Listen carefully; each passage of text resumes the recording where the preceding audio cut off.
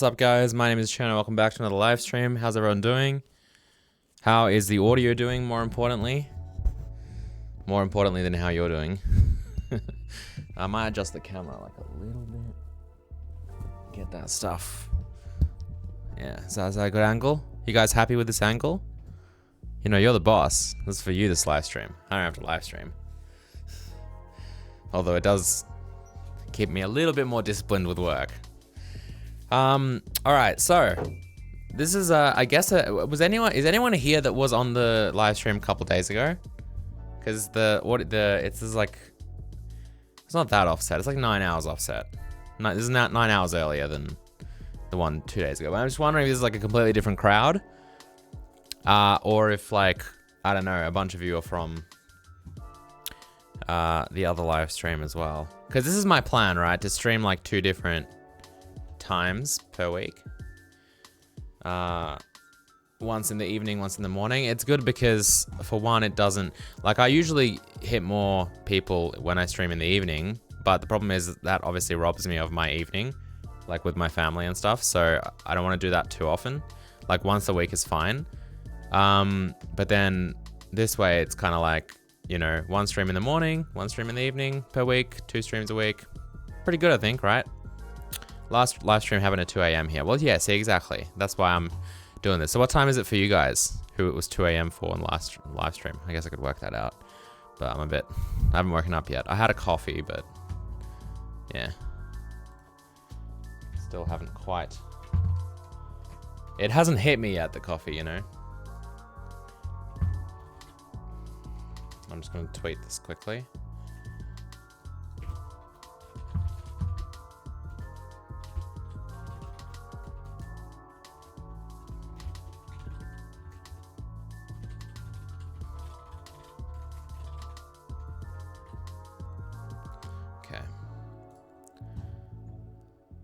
It's done. It's done.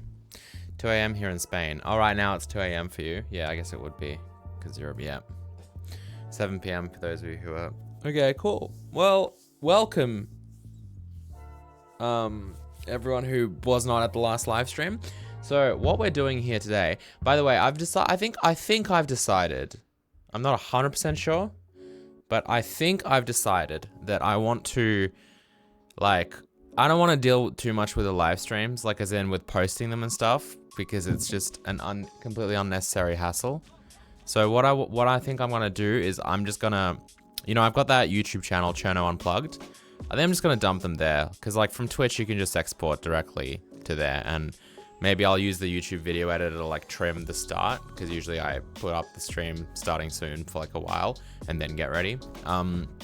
So I might trim that, you know, and that way you guys can indefinitely watch those live streams for free. You know, feel free to still support on Patreon and stuff.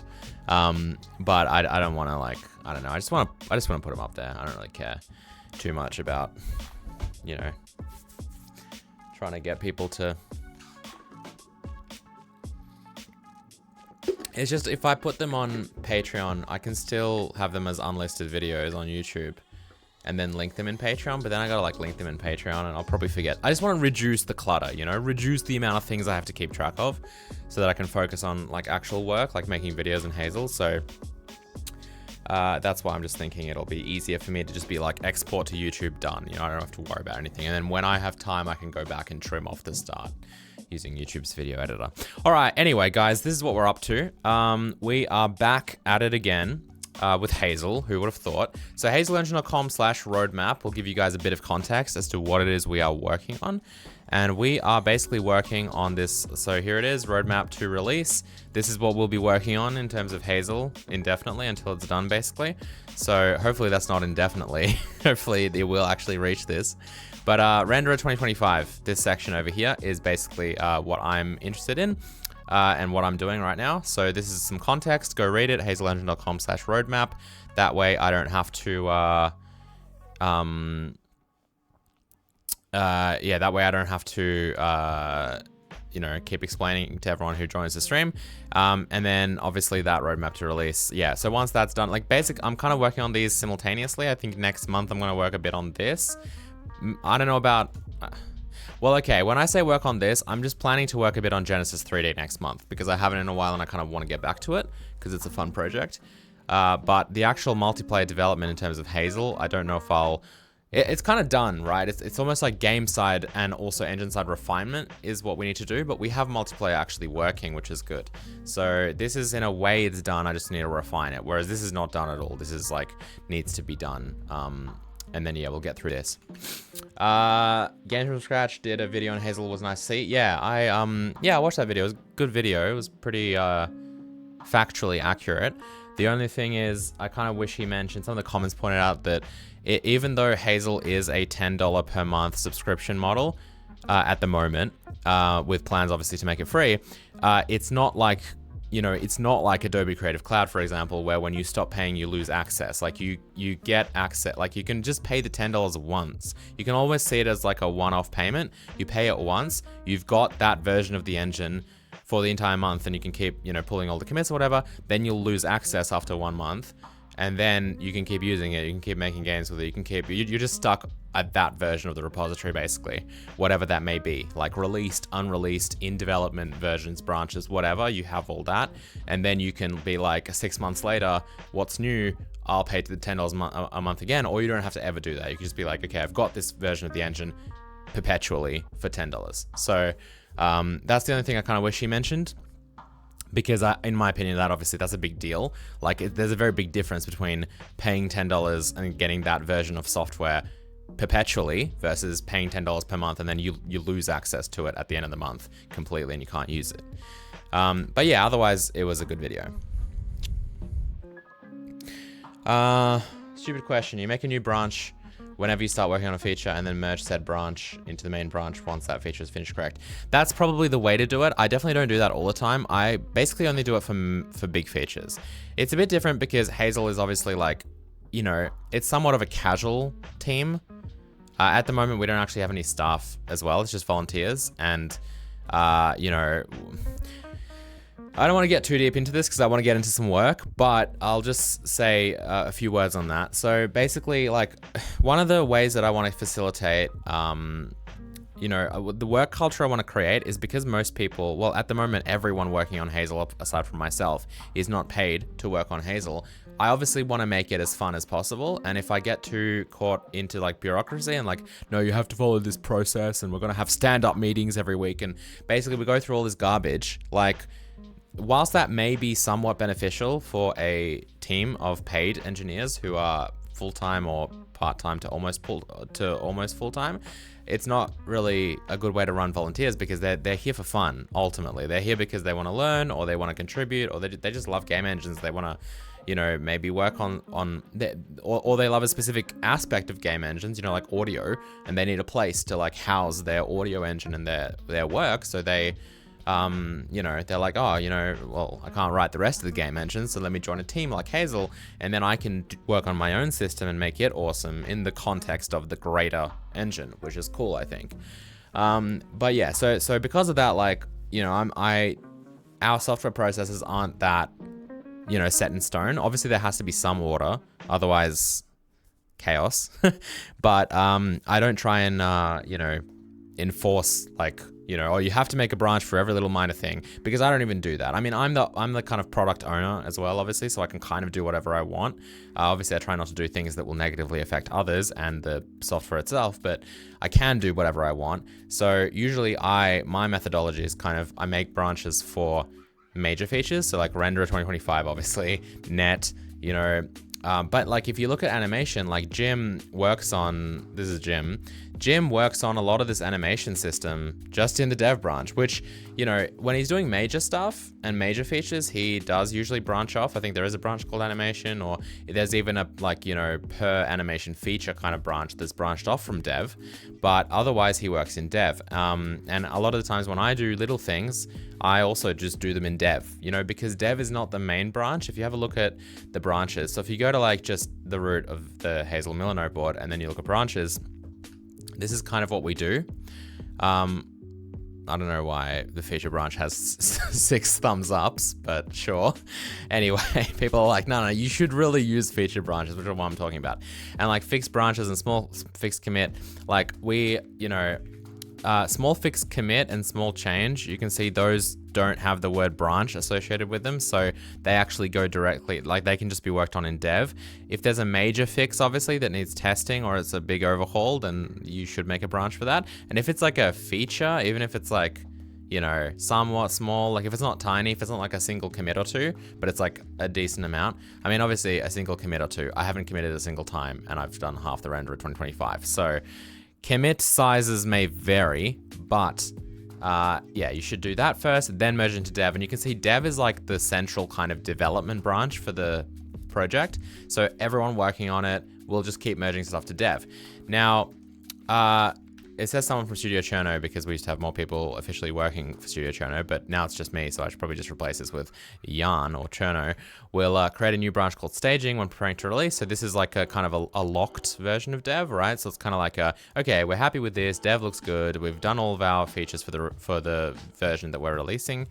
Yeah, let's merge it into let's create a new branch from that called staging. And then that way people can keep working on dev for like the next release. If we need to, we can maybe take little, like we can cherry pick fixes or whatever, but otherwise this is the QA kind of testing branch and everything. And then we merge into the main branch, which is called master at the moment. I think I've kind of changed it from master to just like either release or actually I think it gets created into like a branch like 2024.1 is the latest one. And then that's, yeah. That's the new version of Hazel, kind of. So this is what we used to do up until now. And I mean, it's just we haven't done it since 2024.1, but 2023.1, 2023.2, all of those kind of went through this process, right?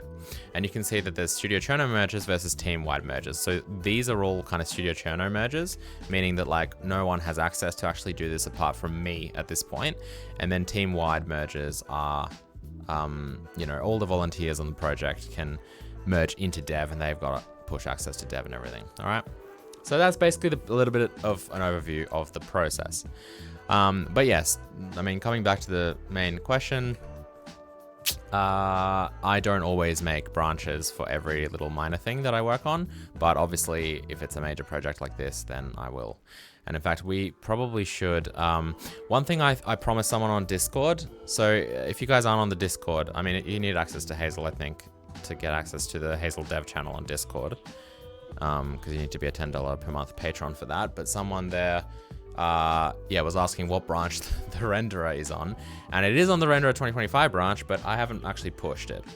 So if we have a look at fork quickly, yeah, you can see there is a branch called renderer 2025, but I have not done a single commit, I'm pretty sure, since I started the, yeah, that's it. You can see it's in line with dev as of October. So when I branched off, I guess you guys can't see that. When I branched off in October, it was, yeah, from dev, and I have not committed since then, which is a little bit embarrassing, but at the end of today, I think I will commit. So that's a very big commit.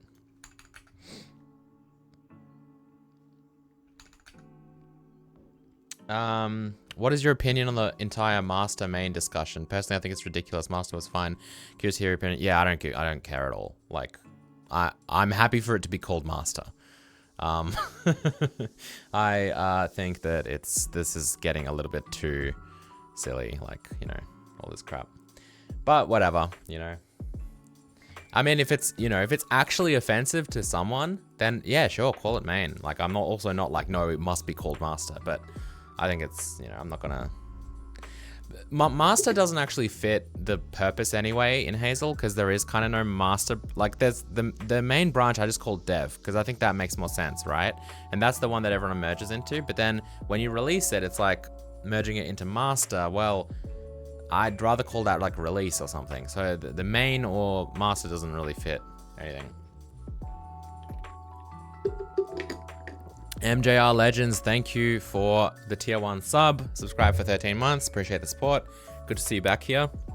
It's cool. I remember a bunch of people who used to watch my streams back when I used to stream. So it's nice to see you guys again. All right, cool. So I guess we'll get back to this, except I kind of want to go to the toilet first. So I will be right back. Let me just, yeah, okay. BRB. I'll be like 5 minutes.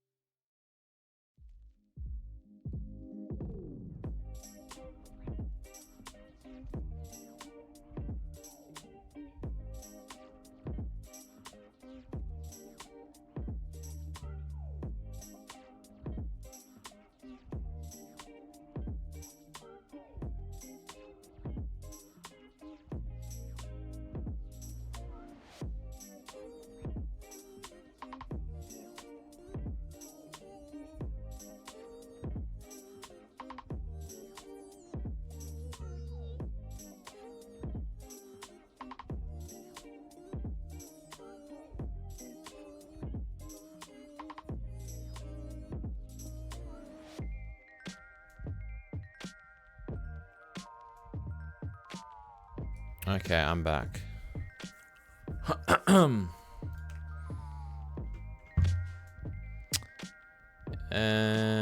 Right. So, yeah, I don't know. I was thinking about where to continue from. Oh man. Cause my whole like, you know, usually my whole philosophy when it comes to development is kind of this, vertical slice driven development, which I kind of, I don't know if it's a real thing, I kind of made it up, but basically I like to get like, I like to iterate, I like to get like everything, the big picture, start to finish working, so that I can like run the program and it's like working, and then go in and like fill in the blanks, rather than like just trying to make everything work and then spending like a year and then you run it for the first time after a year. So can you make a vibe coding branch for Hazel where we do full on vibe coding only and check out what AI comes up with? That's actually kind of funny. Yeah, I think I could do that. I'm gonna make myself some tea first.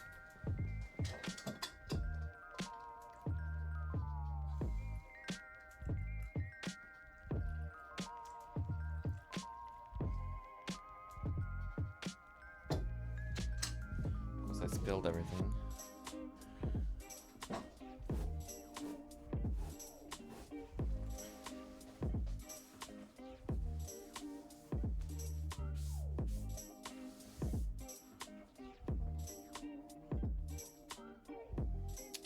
Leaky teapots. Leaky teapots are the worst.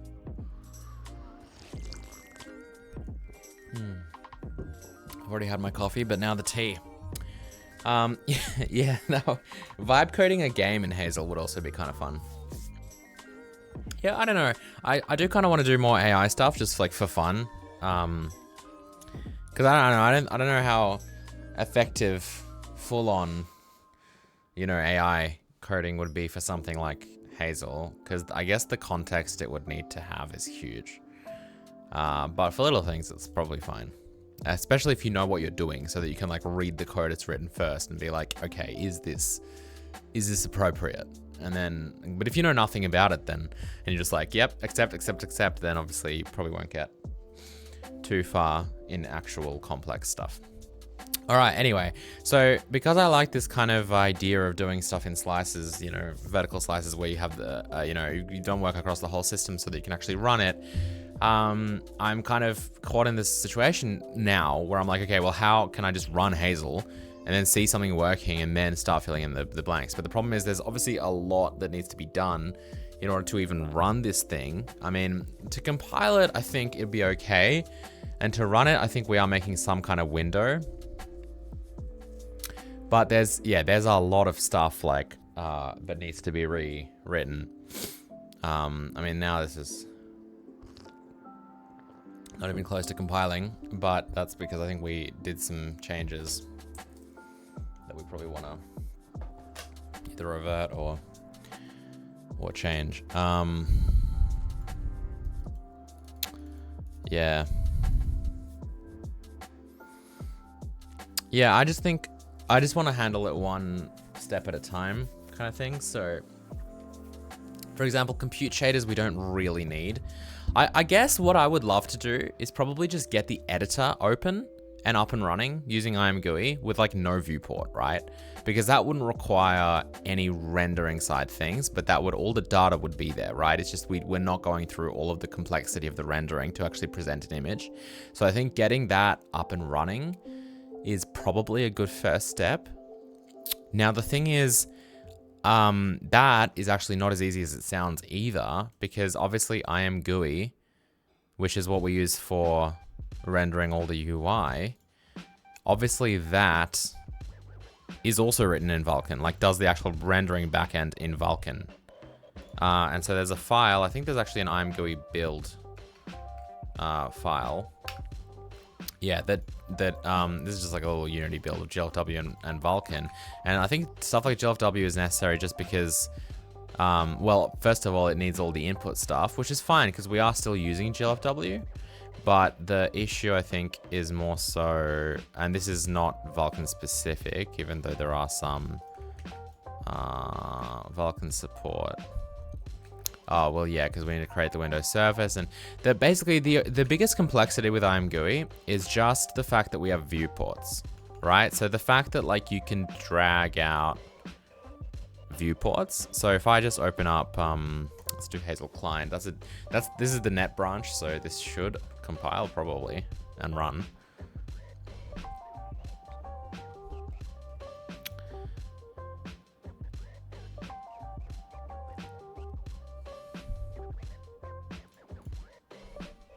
Okay, so because like here's the Hazel window, right? Let me just minimize everything. Here's the Hazel window, and then you can be like, oh, the content browser, you know, I'm gonna put it outside of the window completely, right? And then, oh, it's in the window now, so it's part of the window and it's rendered part of the window, or it's a little bit out of the window, so obviously it is now its own independent window, and we have two windows. So because this is a thing, we obviously need to be able to create windows on the fly, which requires, you know, creating a brand new Vulkan swap chain for them in this case. And I mean, it works really well, as you can see, like it's pretty seamless, but it's just something that needs to be done. And so that's kind of what makes this a bit more complicated. The fact that even though it's the actual rendering of like all of the UI elements is probably pretty easy to just port like from Vulkan to NVRHI, it's all the kind of API and windowing specific stuff and input specific stuff probably, that we probably still will need to have like the 3 backends. And you know, IMGUI does have backends already written for DirectX 11, DirectX 12, and Vulkan. And in fact, Metal and everything. So that's another option, by the way, guys. We could just not... We basically have a couple options here. Either we take the existing Vulkan rendering code that renders all the IMGUI stuff, and we actually port that from Vulkan to NVRHI, or we just forget that, and instead we're like, let's have 3 implementations. Vulkan, you know, DirectX 11 and DirectX 12, which satisfies everything that NVRHI supports. It's just that the reason why, like, if it was just pure rendering code, obviously there'd be no doubt about this. I'd be like, why have 3 backends? Let's just go with NVRHI, and then that does the abstraction. But because we're gonna need to like create swap chains on the fly, and obviously NVRHI doesn't support that, it's out of scope for it, it's just a rendering thing, we're probably still gonna need to have those 3 backends. So it's like, well, if we have the 3 backends, is it even worth it for us to do any kind of rendering, you know, using NVRHI, if we're gonna have to land into the IMGUI kind of backend specific land anyway? Like, we'll just be reducing the amount of backend specific code, I guess. All right. I vote that we go with this first. Like, we just take the IMGUI backend implementations, all of them that we need, and we go with that first. And then I think once that's in place and actually up and running, towards the end, I think, of this whole project, maybe we can look at this again and be like, okay, well, now we can clearly see the code that actually uses those APIs to actually render versus the code that, you know, does like swap chain creation and whatever else. And that way we could keep the latter code, but then rewrite the former into NVRHI. So that's probably, I think, what will work. I've written IMGUI backend once. It's actually surprisingly simple. Yeah, it is simple. I'm not doubting that. It's just, it's not simple in the sense of we have to support, like, you know, viewports and stuff. I don't know if you had viewport support and everything, but again, it's not even the fact that, it's the fact that I know that I cannot purely rewrite it in NVRHI. There's still going to be Vulkan code there, you know? And so if that's the case, it's like, well, what is the difference then? Why does it need to be specifically NVRHI if it's going to be a layer, you know, of NVRHI, and then there's going to be still the Vulkan, you know, DirectX 11 and DirectX 12 implementations, you know? If it was just this, then yeah, definitely. But since it's like that plus this, it's like we either have that plus this or just this for that, you know? And because it's kind of external third-party IMGUI maintained, I don't really see the issue with that. Does that mean that you've fully dropped any intent to support macOS in the future? No, as NVRHI doesn't support it. Well, look, you can use Vulkan on macOS, but also you can add support. Like, I can just add Metal to here, right? So this is the thing, right? Like, us using, this is the other branch. Us using NVRHI does not limit us to what NVRHI currently supports, because I can just write my own Metal version of NVRHI, right? Or Metal backend for NVRHI. Like, I can do that. It's open source software, like, no problem, right? The difference is just, instead of me having to write this from scratch, I take NVIDIA's already written code and then I just add another backend to it. So that's another thing that I think a lot of people think that, like, okay, you use that library, it's like it's immutable or something, which it's not. It's not some closed source binary only release, you know? But that being said, yeah, Hazel actually runs on macOS. Like, so Emily, who ported or like added Linux support to Hazel, also did the same thing for macOS, just using Vulkan, you know? So it's like, it's that Vulkan, it's a Molten VK or whatever. It's the Vulkan to Metal translation layer. So it's not native, like, it's not ideal. Obviously you'd want Metal if you were actually serious about it, but it works. And I'm trying to remember if I had it running on my MacBook or not, but either way she did, and I've seen photos of it. So yeah, it's like Hazel does, I think, to some extent run on Mac OS, and we do want to support Mac OS. It's not like we're completely dropping it. Mac OS is probably a bigger market than Linux, to be honest, for actual game players, you know, for like developers. Maybe like, you know, game developers first and foremost prefer Windows because Windows is the biggest market in terms of PC for video games. So that makes sense. But then I'm pretty sure that in second place would probably be Linux and then maybe Mac OS for actual developers, you know. But for players of the shipped games, I'm pretty sure Mac OS would be bigger. I mean, you can look at the if we look at the Steam hardware survey, which I actually haven't looked at in a while. So let's check out April. So if we have a look at OS version, right?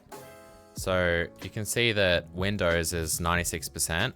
And of course, this is Steam, so it's not representative of everything, but Steam's like the largest gaming platform. So 96% and then 1.62%. Oh, wow, look, Linux is actually higher now. So last time I looked at this, Linux was lower. Arch Linux has gone up. Is this just because of PewDiePie? I bet this is just because of PewDiePie. I mean, it looks like it's actually dropped though. Because a few months ago, it was not this. Oh, the Steam Deck, yeah. Also the Steam Deck. But I think PewDiePie making the video about Arch Linux probably got so many people onto that. But yeah, okay, cool. So, I mean, it's declining though, because maybe people tried it out and then they're like, nah. And Mac's kind of going up a bit. So, yes. But I guess, okay, that's cool. So that's changed. Like a year ago, Mac was higher than Linux in terms of this. So that's cool. So in that case, but yeah, that being said, we probably still want to support Mac. Especially because it's like most of the work's done, you know, because we support Linux.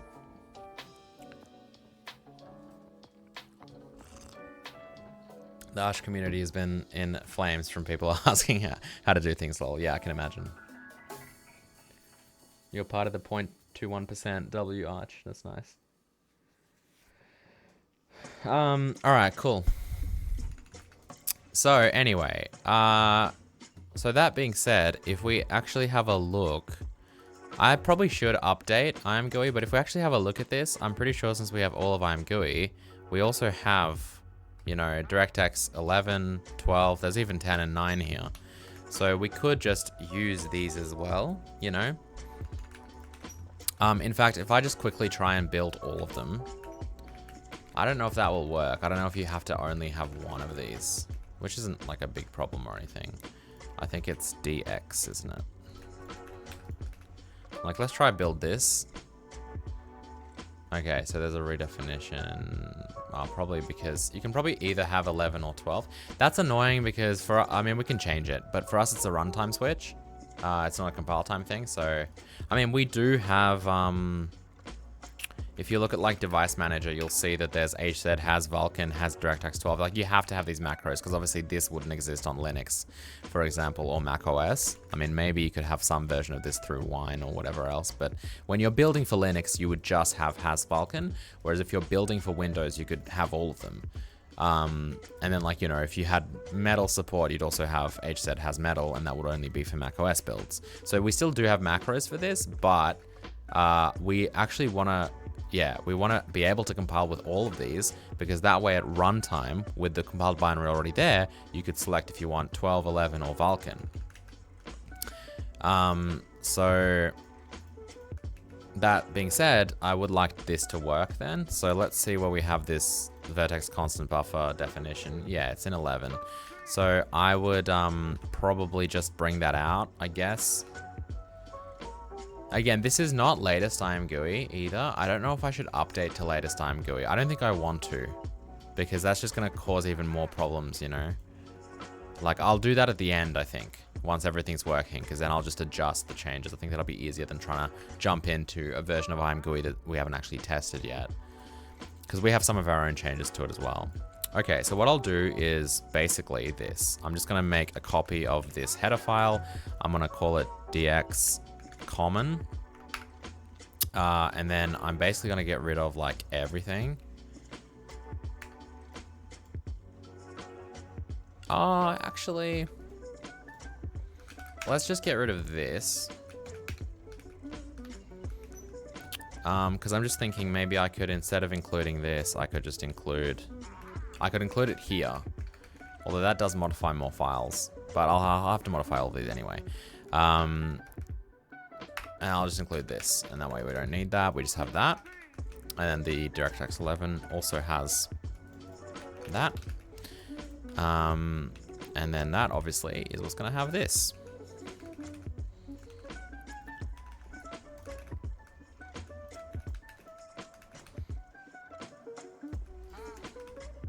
And then it also existed here, didn't it?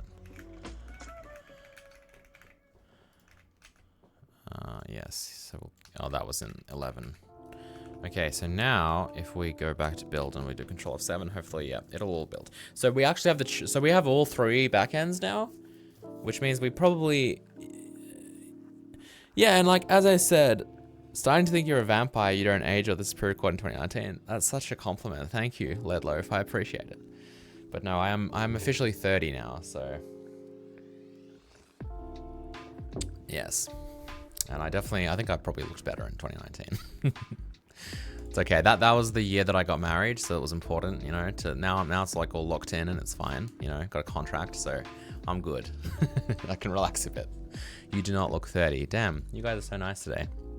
Unless you're gonna say I look 40.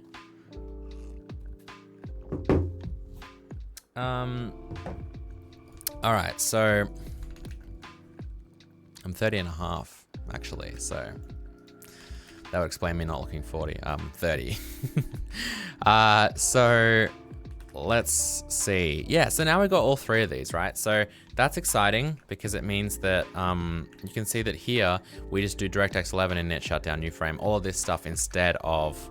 Now, does DirectX 11, does that also go through GLFW though? Because see, that's the thing. If it doesn't, we can make it go through GLFW. We can just specify GLFW no API, because I don't think I want it to go through Win32, obviously.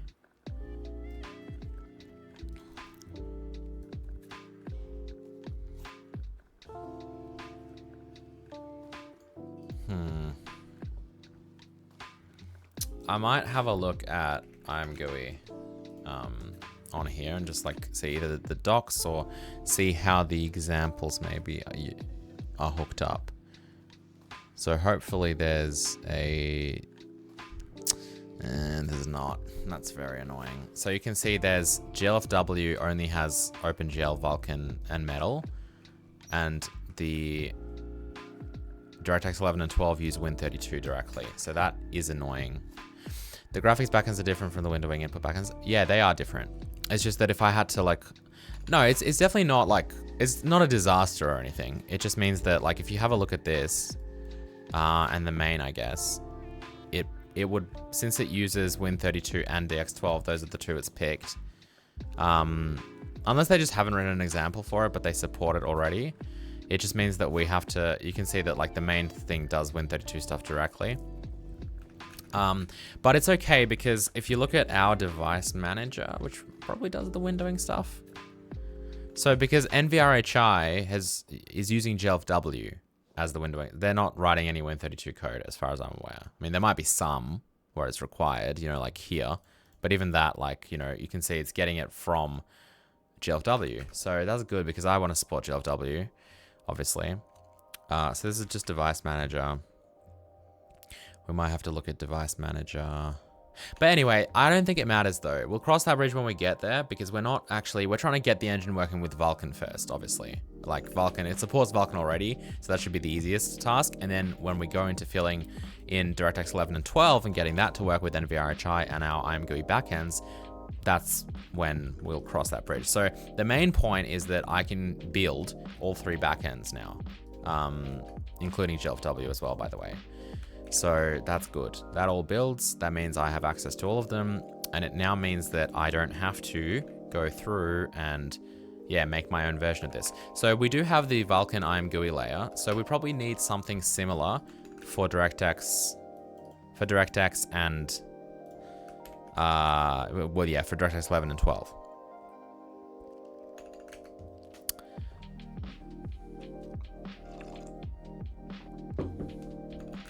So let's have a look.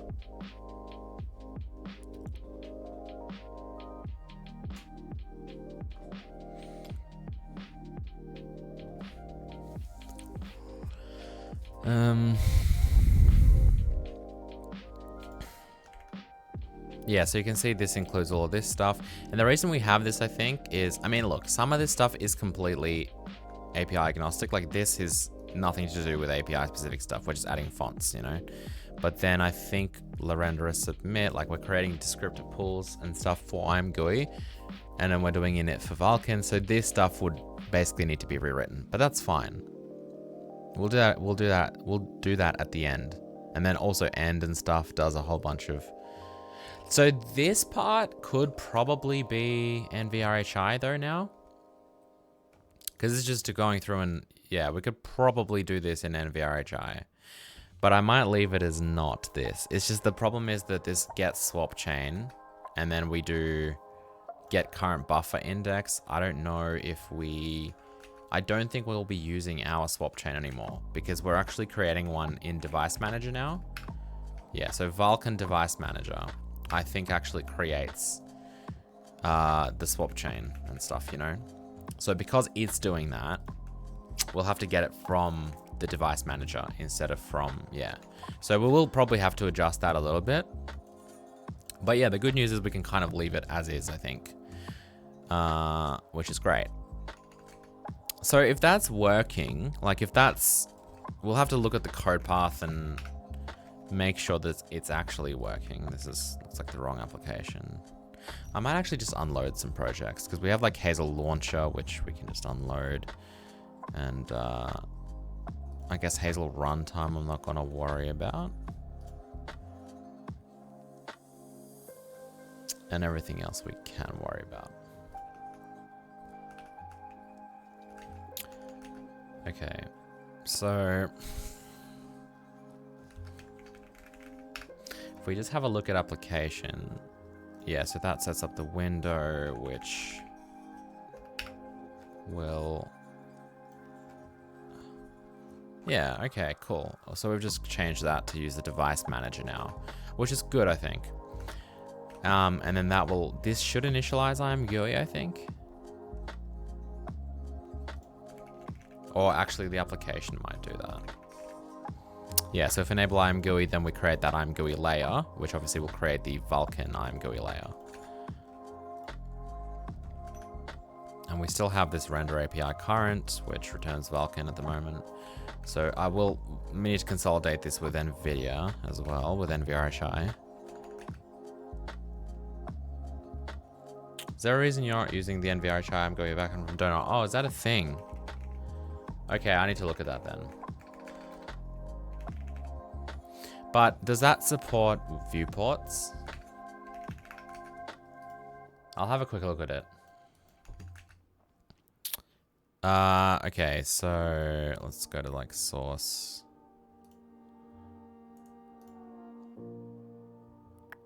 IMGUI NVRHI. Yeah, so this is good. This is great that this exists.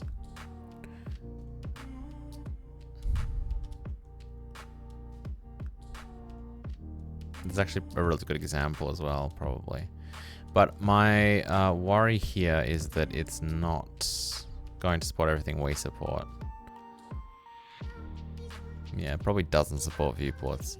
I mean, I guess we could just get Donut and just try it out. Well, let's have a look at where it enables IMGUI, maybe. IMGUI, there's also IMGUI renderer.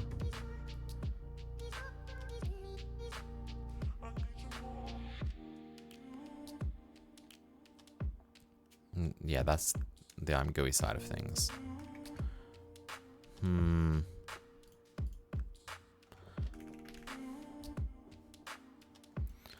Where do we create? Do I have a checkout of Donut on my computer? Probably. know where. Let's have a quick search for it. Yeah, here's a checkout of Donut.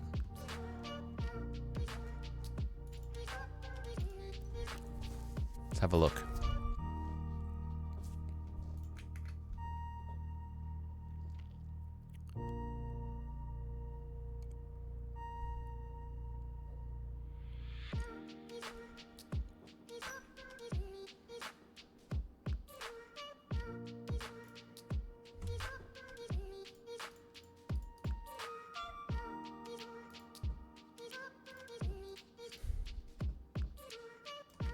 I don't know if there's an example here or not. Doesn't look like there is.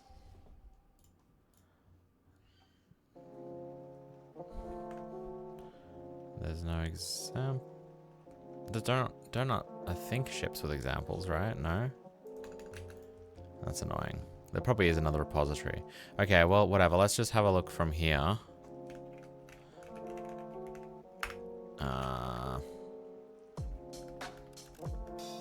I'll just have a look at where they do all this stuff. Like in it or something. Let's have a look.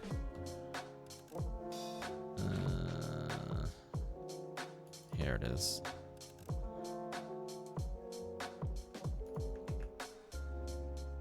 That doesn't have a constructor, does it? Oh, the ARMGUI render, I guess, would have that. No, well, anyway, I don't think they support viewports.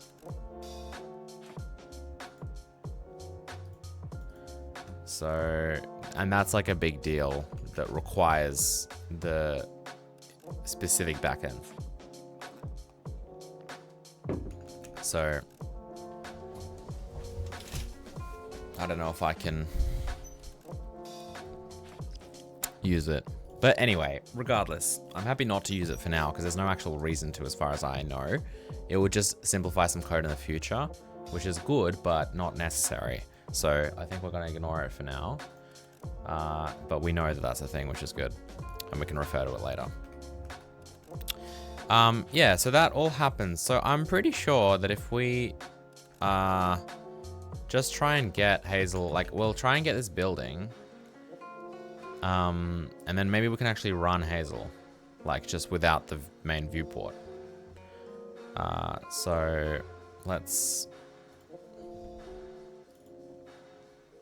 we'll just make this a void pointer for now.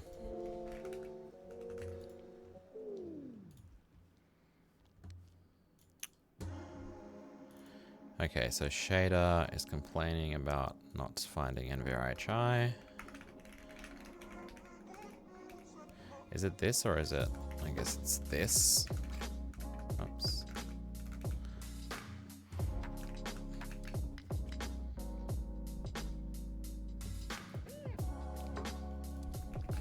Vulkan Shader, I don't think we've started. This is going to be such a big one as well, I think. Although maybe not too bad. We'll see.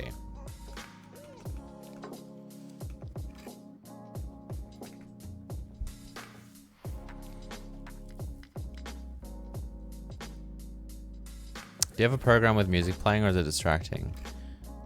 Yeah, I've got music is on. Is it that quiet? I can make it a bit louder.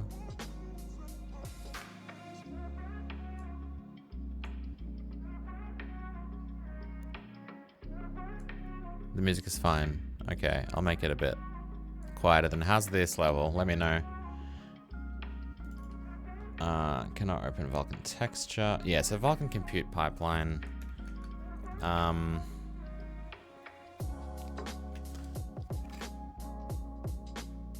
not going to delete yet because we haven't really rewritten it, but I'm probably going to exclude it from project.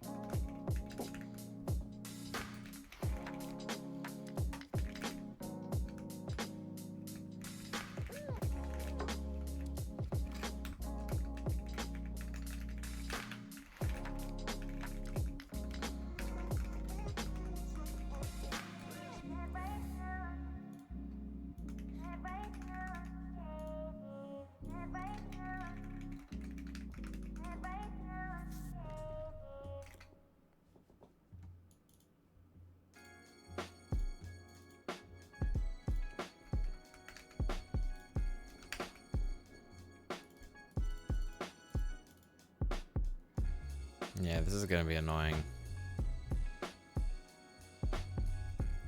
Although we can probably get that to work. So if we do get handle, how can we get the underlying? Does this let us get the underlying?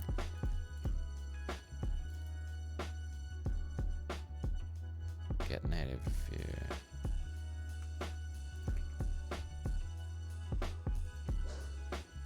Get native view, but there's so much stuff here.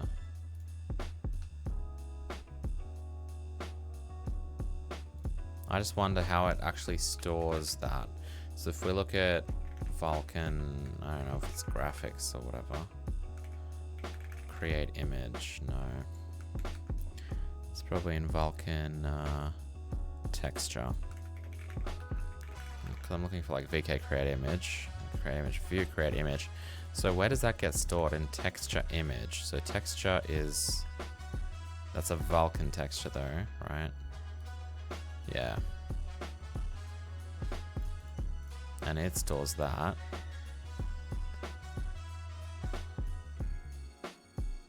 And then it makes texture handle create from texture. Okay, got it. So, we can, I think, get it. I think what you have to do is basically Vulkan image get handle, get native object, and then NVRHI object type. Let's have a look at what we have here. Oh, it's a uint. VK like image, I'm guessing. Object type. Do I have to like include that or something? Oh wait, image is where? In object types. Yeah, object types image. And then I think this is going to give us an NVRHI Vulkan texture, which we'll have to obviously include Vulkan backend. So I think NVRHI Vulk.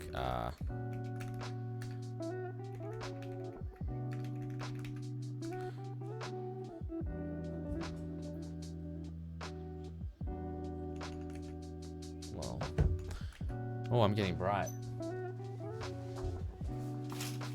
Because the sun's coming in. How's NVRHI been to work with so far? Pretty good. The only thing that I'm not sure about, we ran into something on Monday that it appeared to not support, and that is the like the load and store operations for a frame buffer.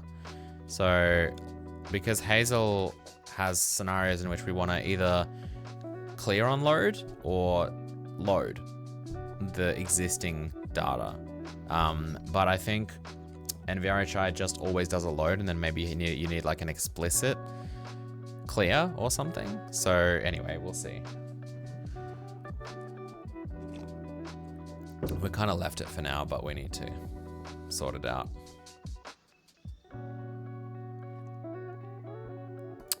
I just want to see where this is in terms of include directories. Oh, so include. So it's actually not in include. That's weird. But Vulkan, does that not include the backend? Object types. That's odd.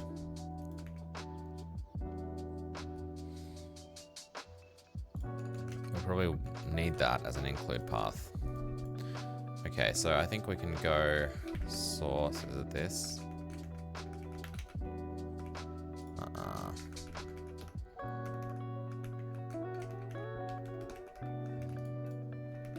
Yeah. That should give us this thing. Oh yeah, so get native object, and then we do pointer, and then we do probably that. I'm expecting, and then we have this.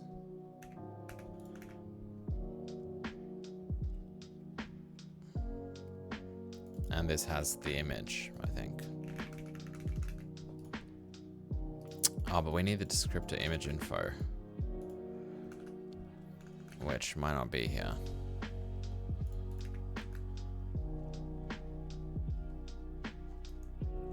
That is annoying. Well, no, we just need the image view, the image layout, and the sampler. That just happens to be usually in there.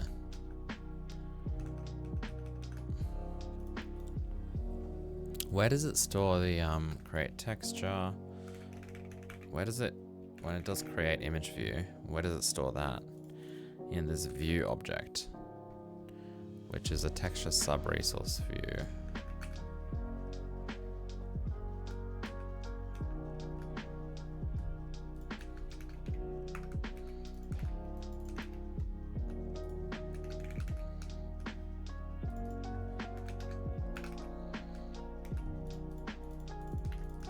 No idea if this will work.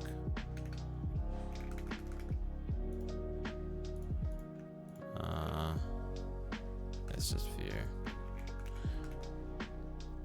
So this is actually this part, but then we also need the image layout and we need the sampler. I mean, the sampler, we could give any sampler.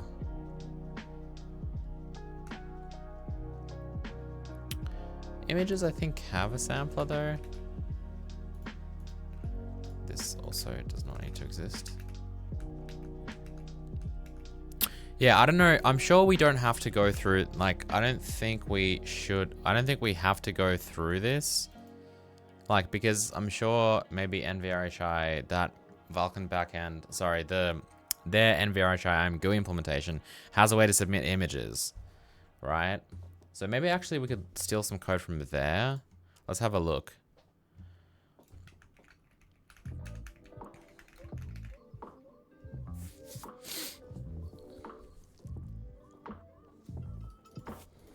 Like, what do they do with like textures? So they don't really, it doesn't look like they have a way here at least, which is a bit upsetting.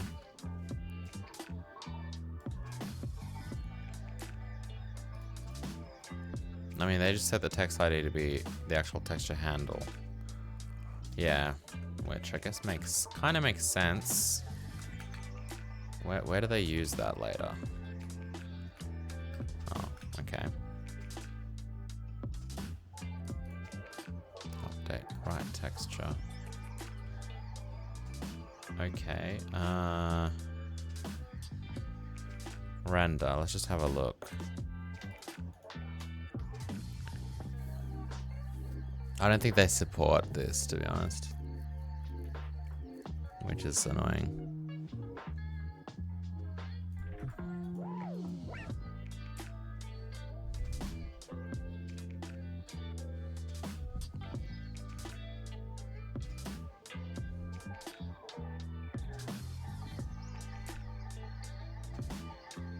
Yeah, there's no, I mean, I'm sure it has to set the font texture,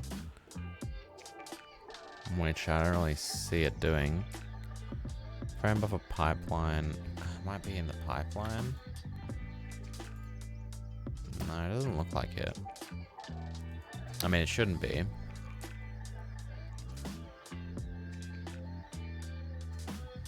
Yeah, where is it? Oh, get binding set, I missed it. So get binding set, so draw state bindings is just binding set, and then get binding set from that texture. So it just caches it, and then here's your texture. Well, yeah.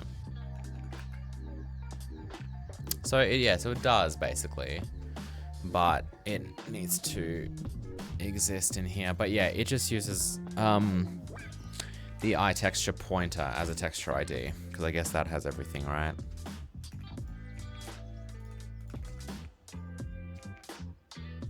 Yeah, because we can just use that directly. I mean, you can see it still needs, I guess, a sampler, but this also might depend on how you write your shader code, if it's a combined sampler, if it's a separate sampler. That's going to change things. Yeah, so what should we do is the question. Because I don't know if I want to go through all of this. The thing is, we probably don't necessarily need to. Well, yeah, but we do if we want to have it separate. Yeah, we're going to have to write it separately for now.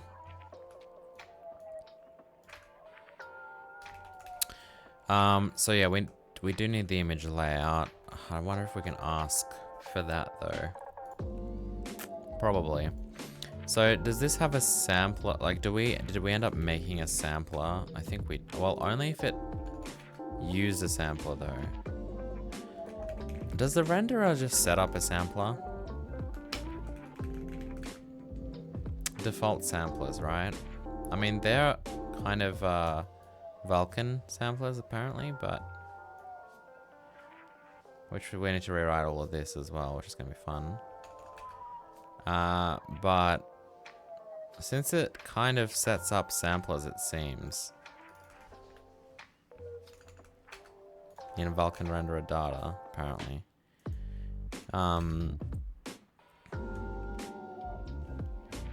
That's in shutdown. Where does it actually create them?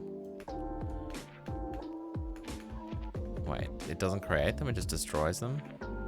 It's probably because they get created in Vulkan renderer for some weird reason.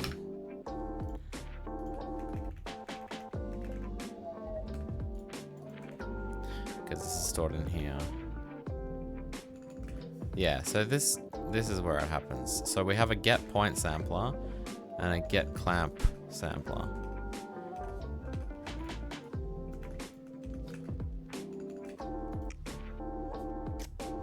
Which I guess the clamp one is linear. So let's do that for now. Let's go to renderer. And then since they're not actually here, let's add these.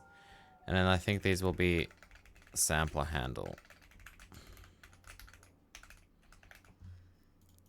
We've got a lot of work to do, guys. We've got a lot of work to do.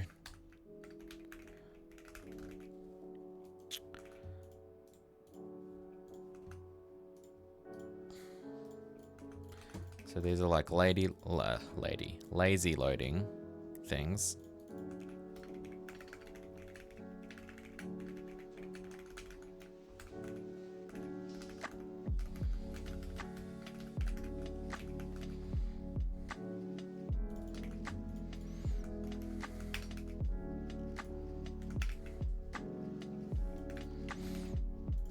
I don't know if we want this to be stateful as well, because I remember that was something that we didn't really want. So we'll have a think.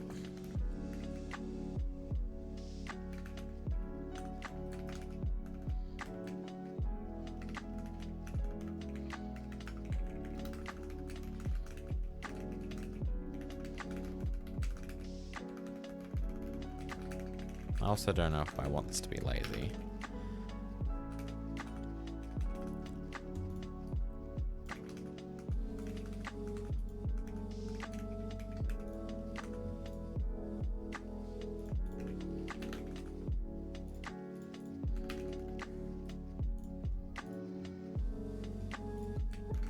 I guess we could just do that.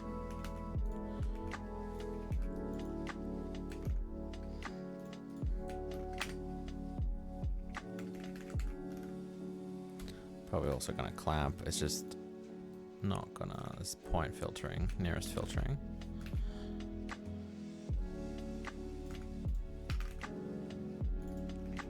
True. It's probably the only difference. I think it's gonna clamp anyway, unless you want it to repeat. But again, we could just make like a few of these, basically. So I might also save on samplers by just, oh, whatever. Let's make some samplers.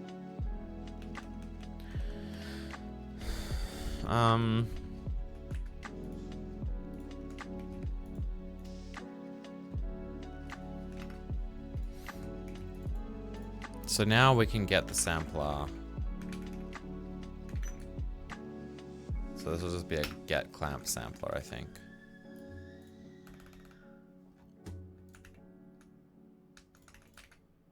We don't need render API. I don't think. Oh, actually, yes, we do.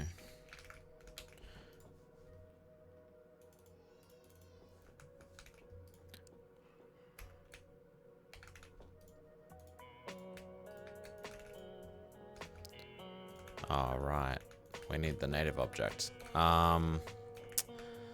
Okay.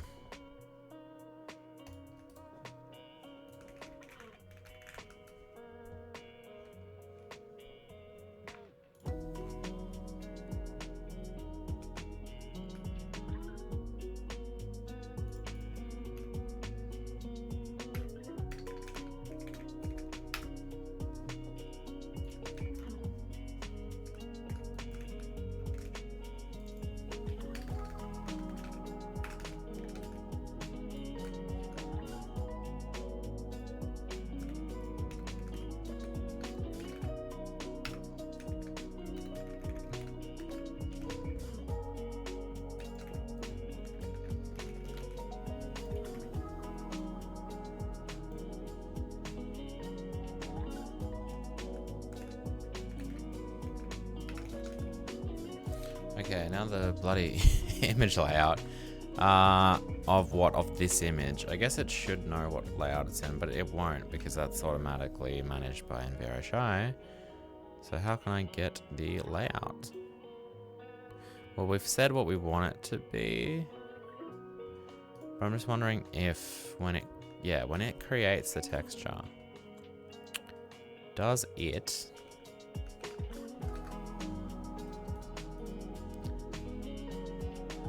like where does it keep track of its layout? Because that would be useful. I mean, it doesn't even look like it does anything because it must like, what does it store it inside here somewhere? iResource. No. All it had. Well, yeah, it doesn't look like it.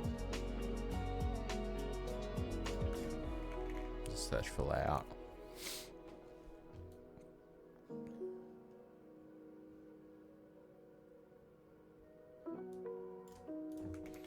Search for image layout. That's not a thing.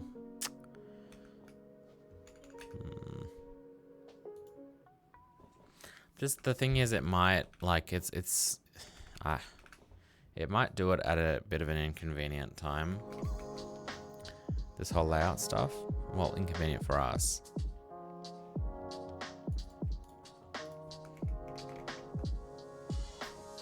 Yeah. So what's this? This create frame buffer. So like set final layout and set initial layout. Oh, that's just that, sure. It has to keep track of layouts though, so I'm just wondering where it does that.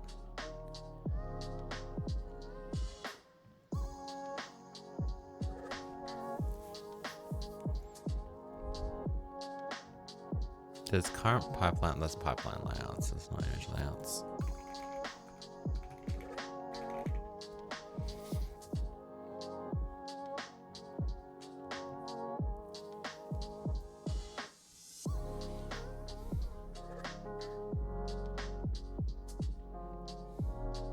I mean, we can just say that we expect it to be a certain layout, obviously, but it'd be good if it actually had the layout.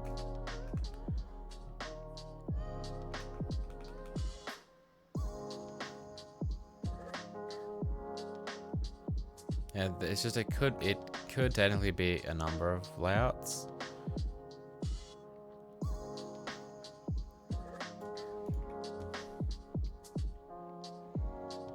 Like if it's a frame buffer, it'll be probably color attachment optimal. Otherwise, it'll probably be a shader reader. Oh, maybe not a.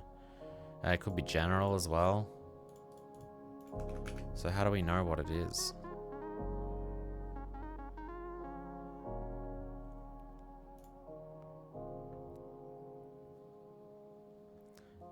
If you're drawing a depth buffer, it might be depth stencil read only.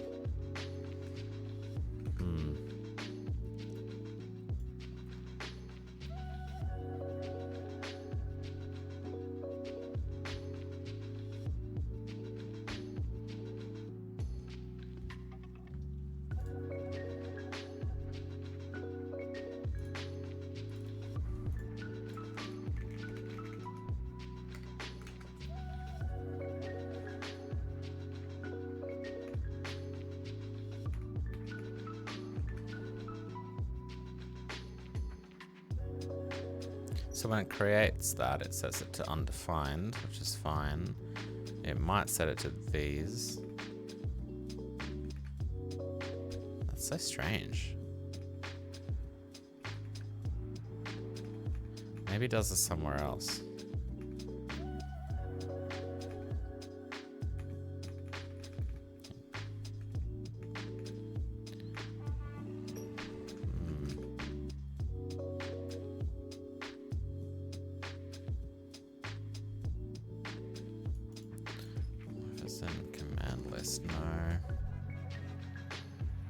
State tracking. Here we go.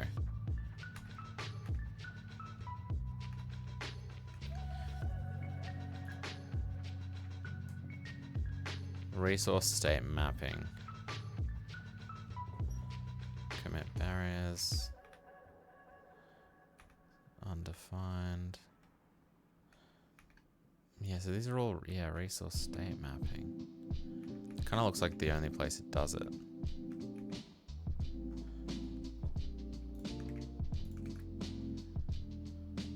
Resource states. Right.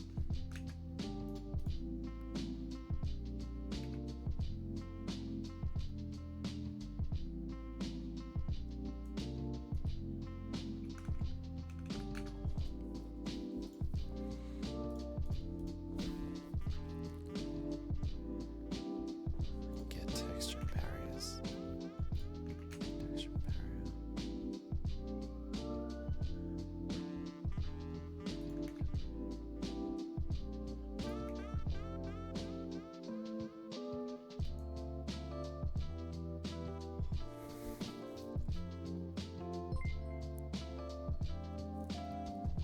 Hey, thank you, Lunchbox, for the 2 months sub. Appreciate the support.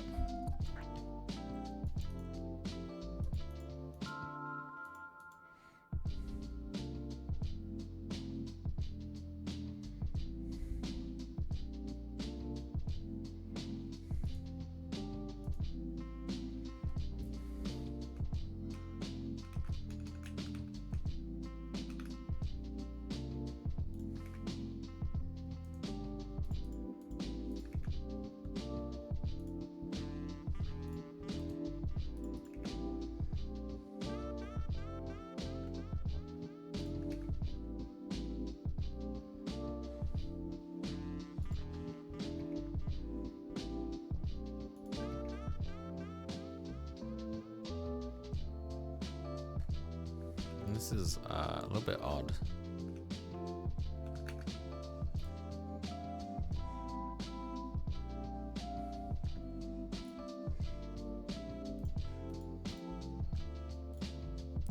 Barrier.texture. Oh.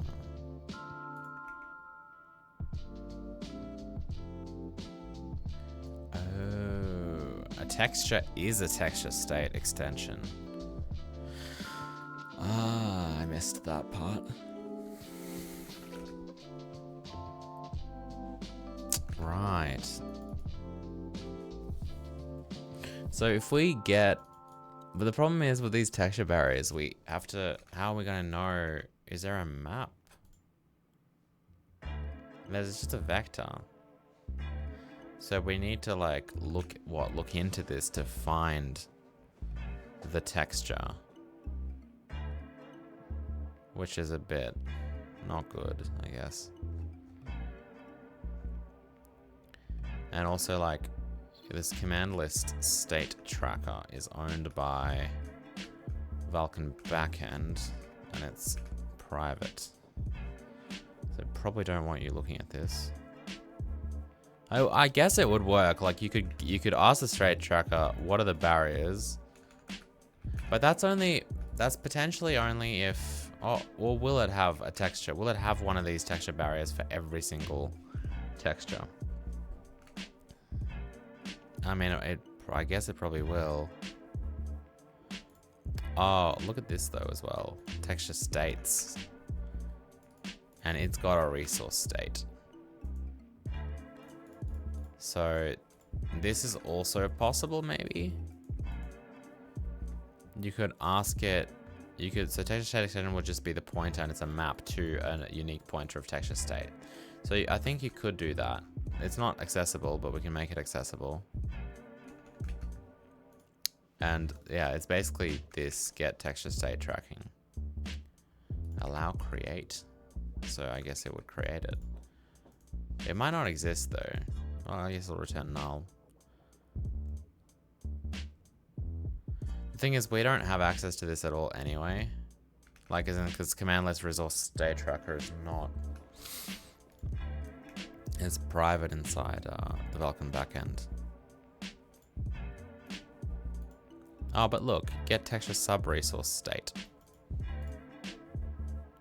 And that gives you a resource state. So maybe you could do this. And it's from a command list. Well, yeah, obviously, because it changes.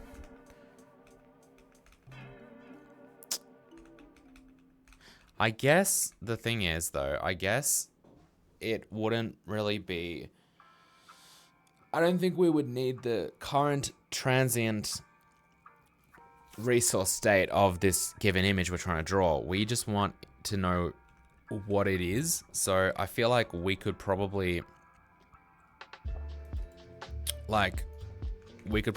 add that functionality to here.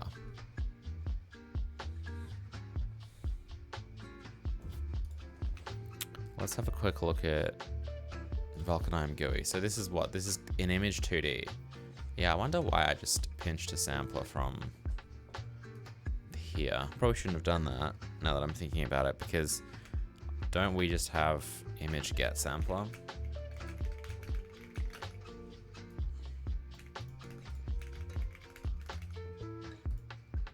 Because if we don't, we should. Because we have a sampler here, right?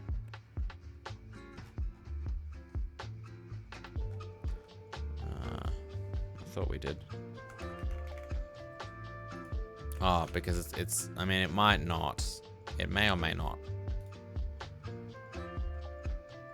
Oh, and it's inside info, image info.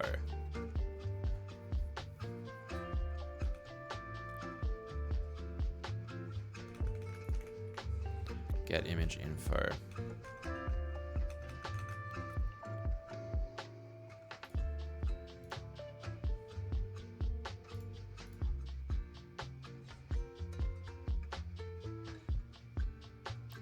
That's not the image view as well, isn't it? That's just the texture handle. Or does that have a view? I need to investigate that. Because that's the texture sub resource view, actually. So this is a thing. I think this is wrong.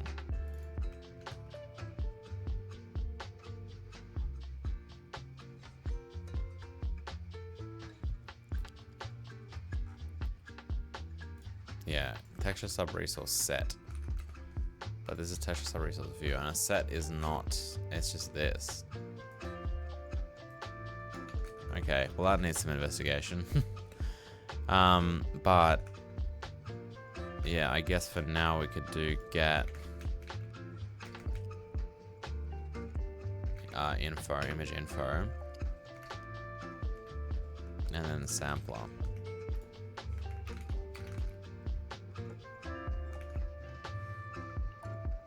And then, yeah, the image layout, I think we should probably also end up getting from image info. It might be like a NVRHI one, though. But do we ever specify what we want it to be with NVRHI? So we do create texture on texture description. I guess it just kind of figures it out. Oh, look. Texture description initial state. And then that's obviously where the resource states are.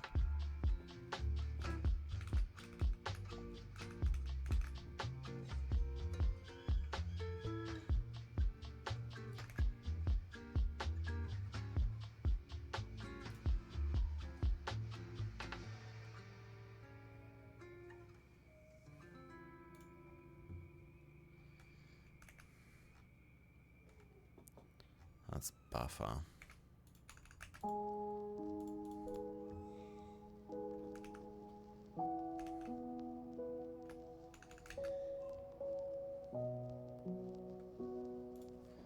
Yeah, so I think we should probably just do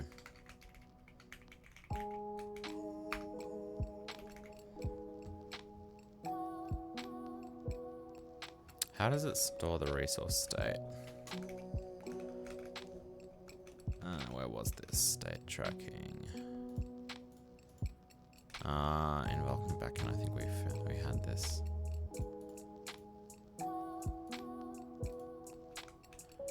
guess it's just resource states.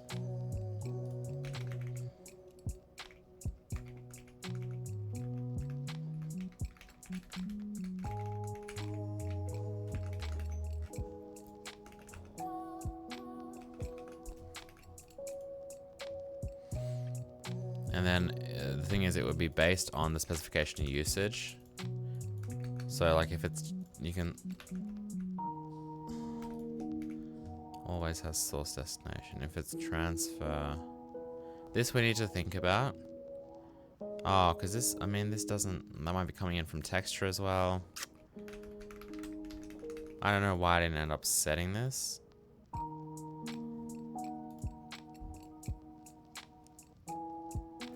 But also the final state is never set either. So it should probably have a, so set initial state, and then based on if it's a render target or a UAV or whatever else, it's gonna probably result in being something.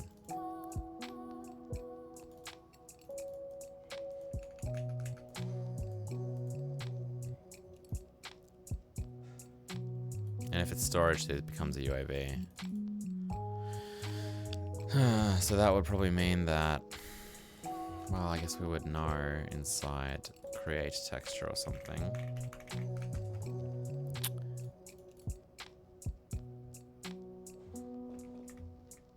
Yeah, okay.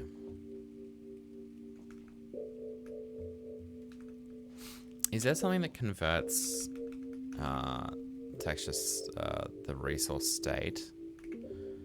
Is there something that converts resource states into Vulkan layout?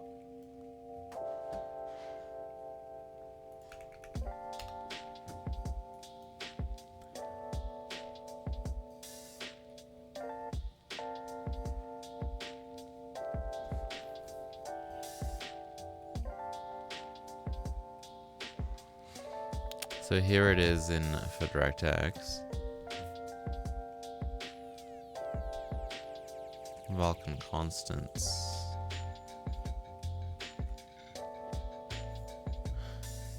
Yeah, here we go.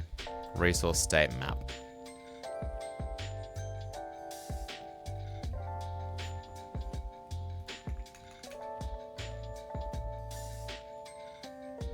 Yeah.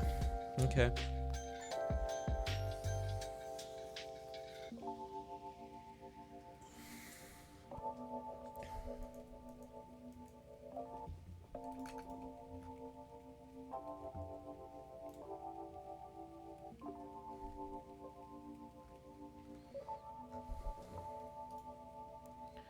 That is inside, it's global, well, it's not static.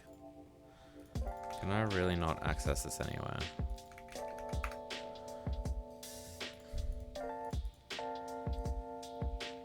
That's annoying.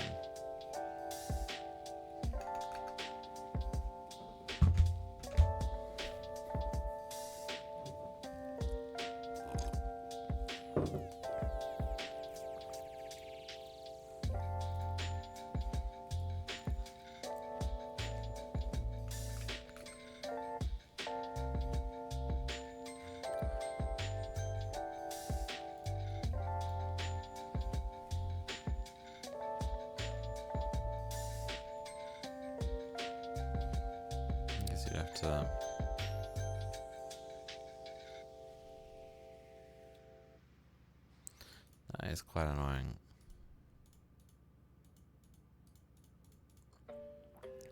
So unordered access is general, which is fine. And then what shader resources, shader read only optimal. So these are correct, but just wondering if there's an easier way for us to store these things.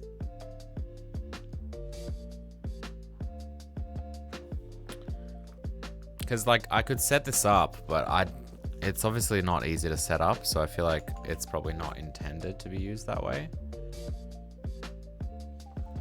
But it's also kind of like, okay, well, if you want to add a texture with a given image layout, then yeah, you could definitely predict the image layout. Like it's almost certainly going to be like, you know, image layout. What is it, like shader read-only optimal, but it could be general if it's something that's rendered. But like we could just be like, okay, it's probably this. I guess we should do this and then move on. And then I'll add a little to do.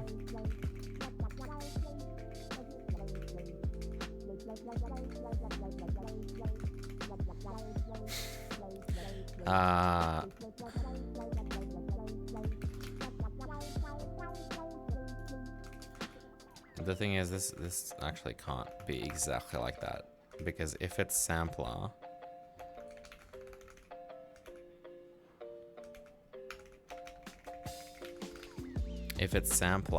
then we can do this, but else we need to get it from the renderer, I'm guessing. So yeah, this is probably okay, right? Then we have to do kind of a similar thing through texture, but textures have images, I think. So I reckon we can probably just return this texture get image.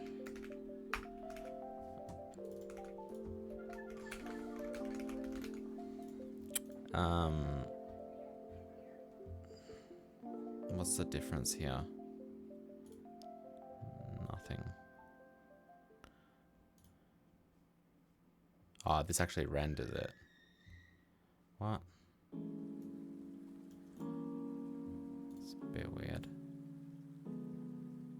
So wouldn't we just do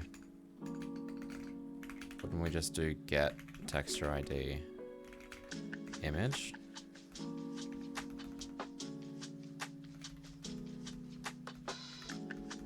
And then that's kind of good. It's a bit weird.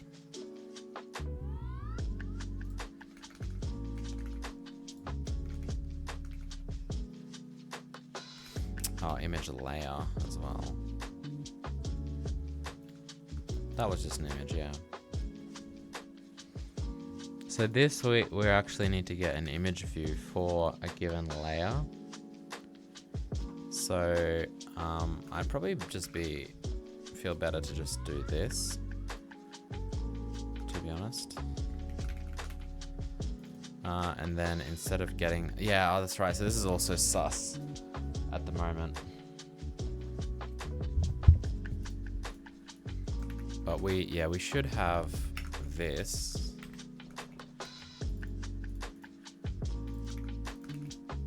But that gives us a texture sub-resource set.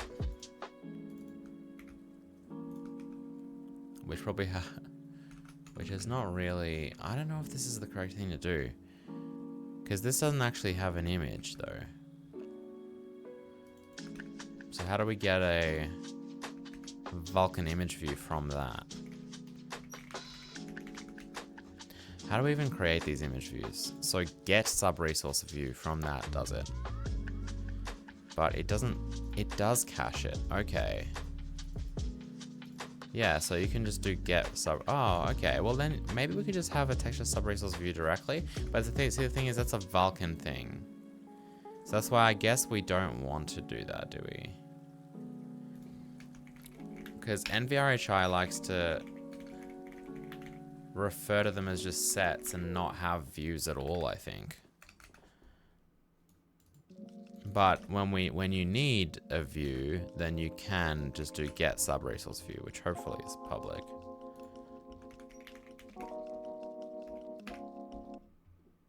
Where is it? Here it is. Is it public? Yeah. And it's inside, oh, it's actually inside a texture. Ah. Let me turn down the camera brightness a bit. Because the sun's coming in.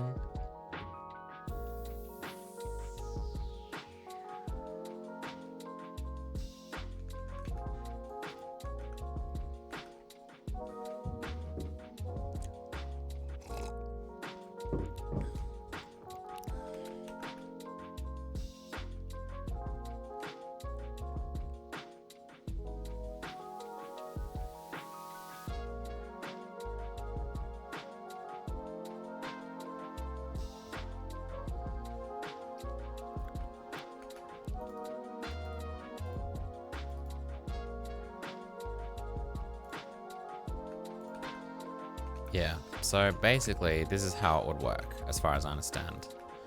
So we have to get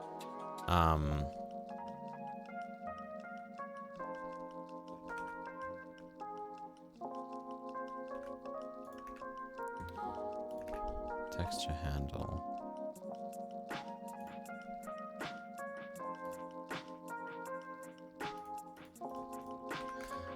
Okay, it's a bit annoying. I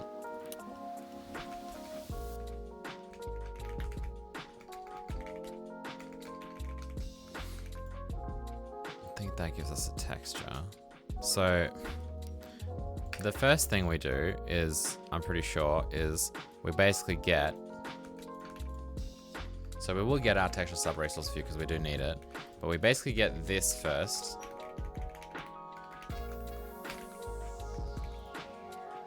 There's our Vulkan texture. And then from the texture, we can call get sub-resource view. And this is where we get the image get info image view, I guess, technically. But then we also need like texture dimension. So this is just going to be, I guess, 2D, texture 2D.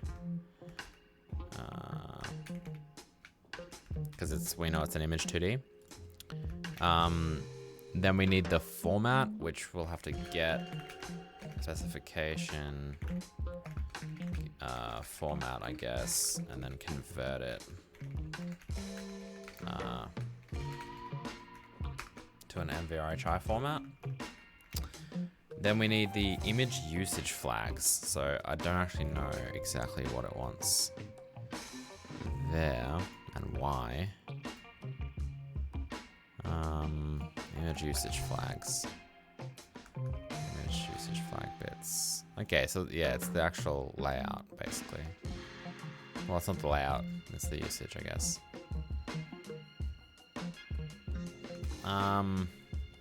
Why does it want that? What does it do with it?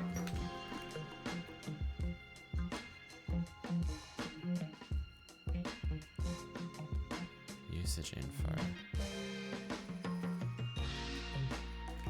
Usage info set. I guess that maybe that's for like tracking down the line.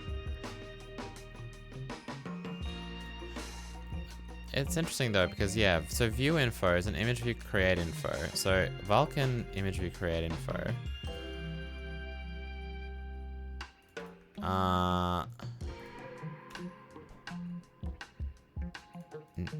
Now, I guess, as an extension, support has, see, the next pointer becomes the usage info. Image view usage create info. I don't think I knew about this.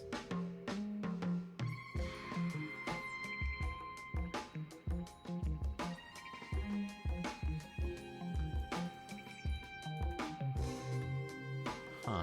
Yeah, that must be a newer Vulkan thing that I didn't know.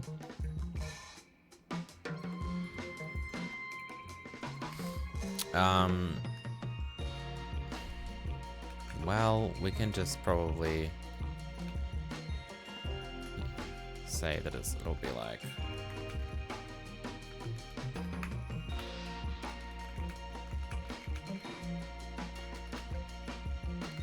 what was it?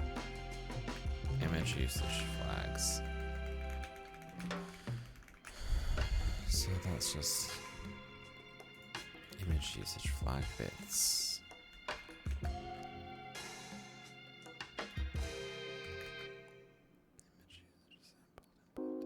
Just sampled, I guess. sampled. Is that in Vulkan?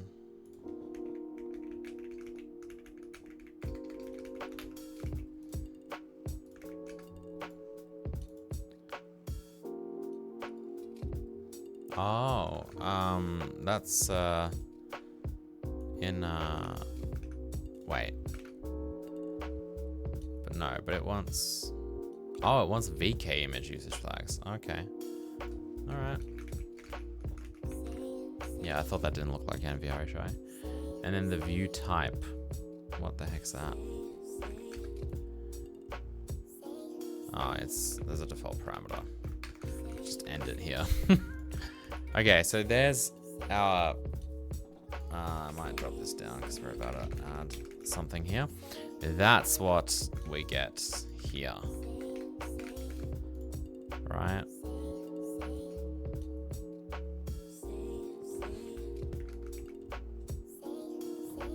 I guess we can make this const.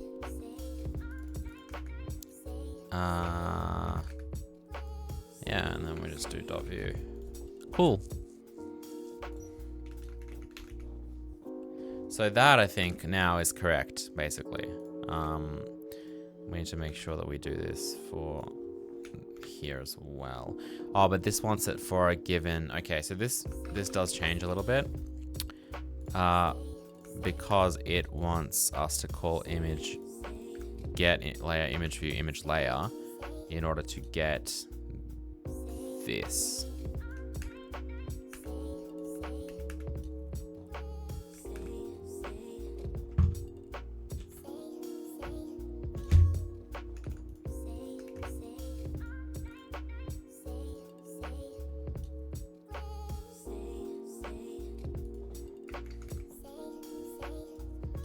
Okay, cool. So that kind of more or less works now, I think.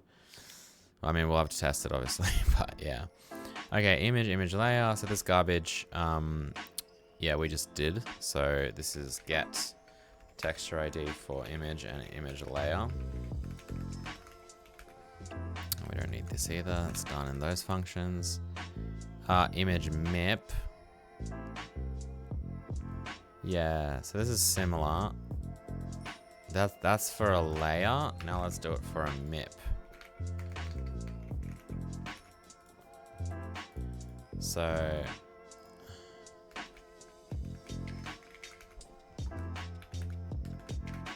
I'll add some, I'll have to change this, but I also want to, just so it's clear what we're doing. Because so this does, it's basically the same thing. It's just that because MIP is used instead of layer, it's this, and I'm hoping that I set it up.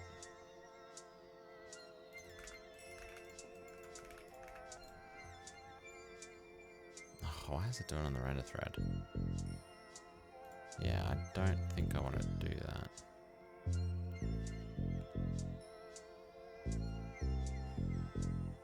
It's cool that it caches it, but I say we just do that.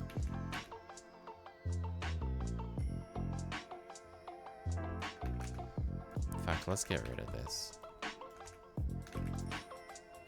Especially now that it doesn't actually even do any Vulkan code. It's a bit silly to do it on the render thread.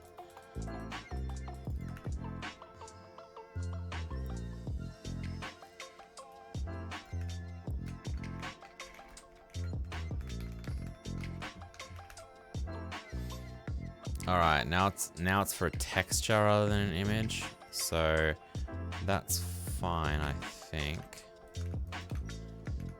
It just has to be get texture ID, and then it's texture get image. It's just a helper function. Yeah, which, I mean, I guess just means that, I mean, it does check for texture as null as a verify, then it does this. That's fine, we'll leave it as is. Okay, so now we have image button with a string ID and an image. So again, pretty simple, I think.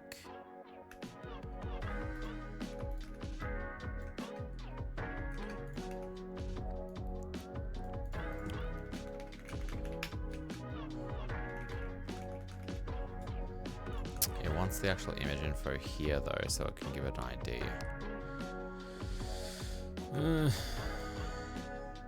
Can it not just use the texture ID for it? Let's try that. We'll see if we run into problems.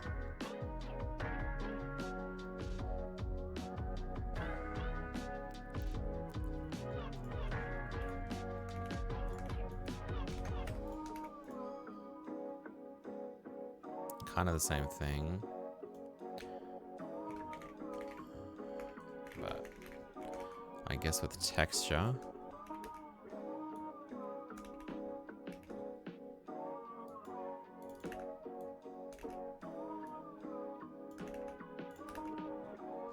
Alright, let's try build this. Okay, cool. Let's try build everything.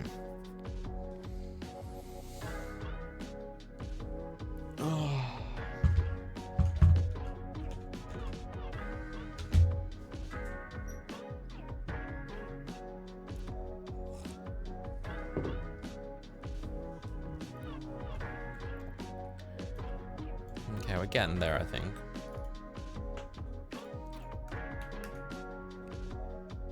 Didn't I exclude this? Oh, I guess it's included somewhere. Compute pipeline. What's the compiling code? Application. Why does application include this stuff? Maybe Vulkan render or something includes. Yeah, Vulkan render includes Vulkan compute pipeline. This I think should also basically be excluded because there's no way any of this will compile. This needs to be rewritten anyway. Okay, so maybe Vulkan renderer I can also exclude. And then we can get application. Yeah, I really probably shouldn't do any of this anymore. Let's see if that causes errors. So Vulkan swap chain needs to do begin frame.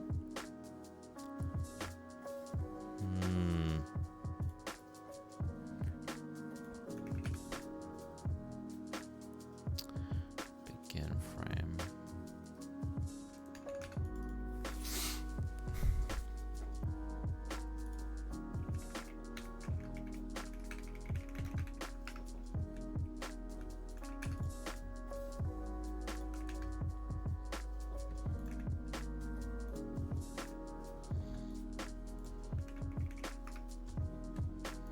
Yeah, it basically does that. So I'm guessing, I mean, we probably have to do some more stuff, but I think we could just do device. It's in window, isn't it? Could do window begin frame or something as well. Come on. Inaccessible. Why is it inaccessible? What does it want us to do? Run message loop. Yeah, we're not doing that though. We're doing it manually. Guessing animate render present as begin frame.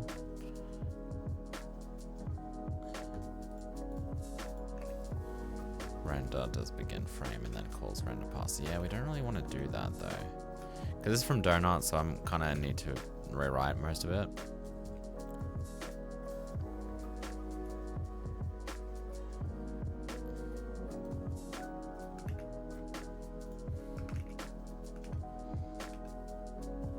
Let's do that.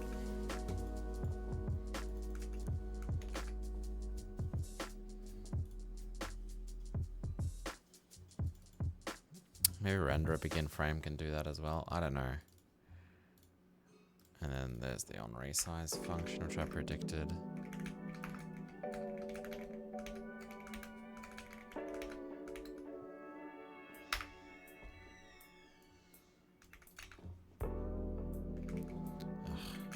That's a void function. Where does it get?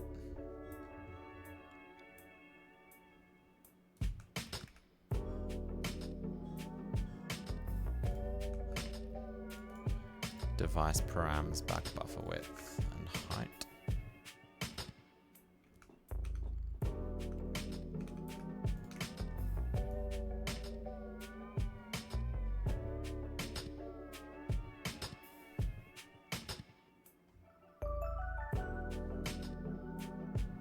Or is it supposed to do that by itself, maybe? I think it might do it on itself.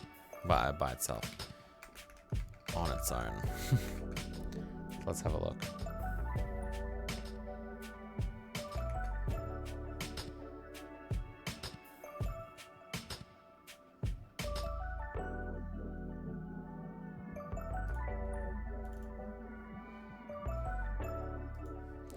So Vulkan compute pipeline is still included by I'm GUI build. What? What? Is that real?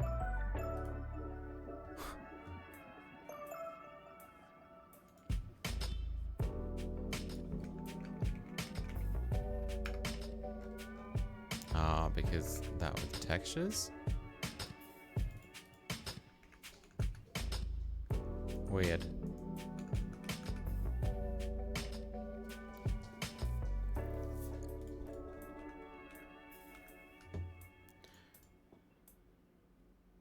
Don't really see how that would be included.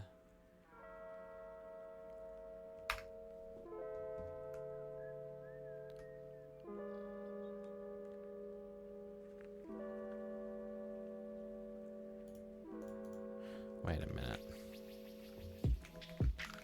Didn't I? Ugh. That's odd. Didn't I add DirectX and stuff here? Was that it? Do we have another I'm GUI build? Oh, I was in Walnut. Ah.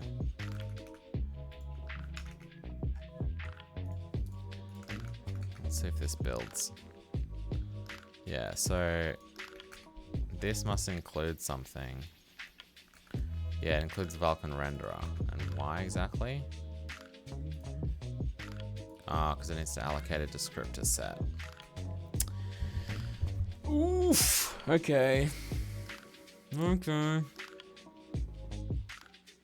Yeah, that's how the textures work, I guess. So we kind of probably need that to work.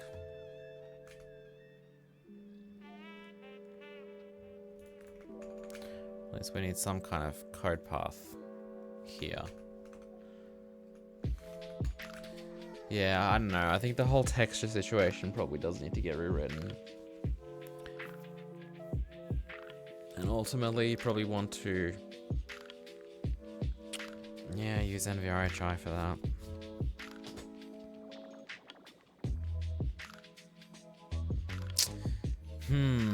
Okay, well, what I could do, technically, is... Yeah, I'm pretty locked in. What I could do, technically, is... I could, at the actual, like, Vulkan layer... So, at the Vulkan implementation of IMGUI, when we actually go through and we do, like, render draw data, which is where it's going to have to find like the draw command and then grab the texture. So there's the descriptor set, which is the texture ID. I could change it at that level to use NVRHI.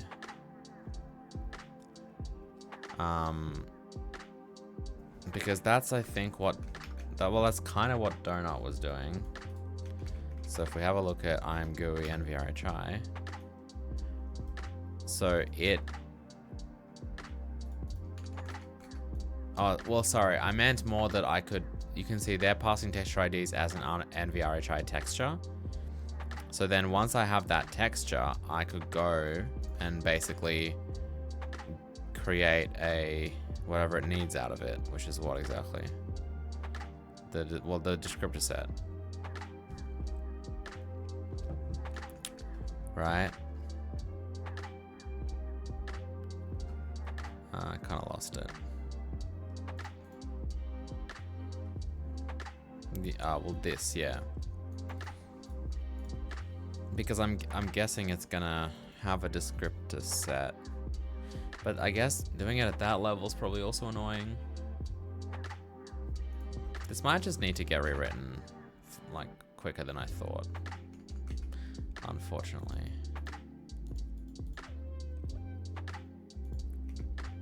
But I guess it's fine, like a binding set probably gets you a descriptor set, right?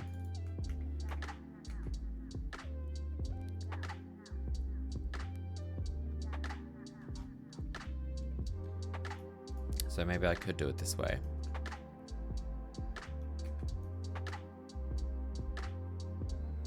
So I also have no idea how it actually allocates these descriptor sets. Let's have a quick look.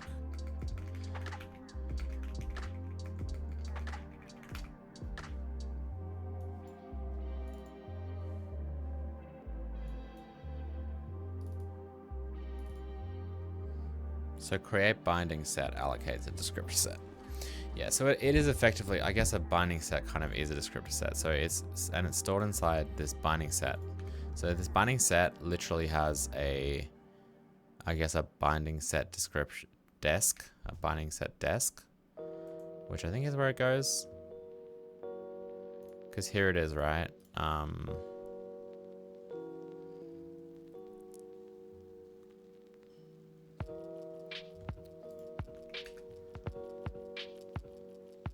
Oh, maybe not.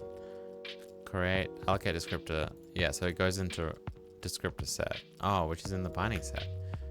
Oh, here it is. Yeah, sorry, I missed it. So yeah, there it is. It's in the binding set. How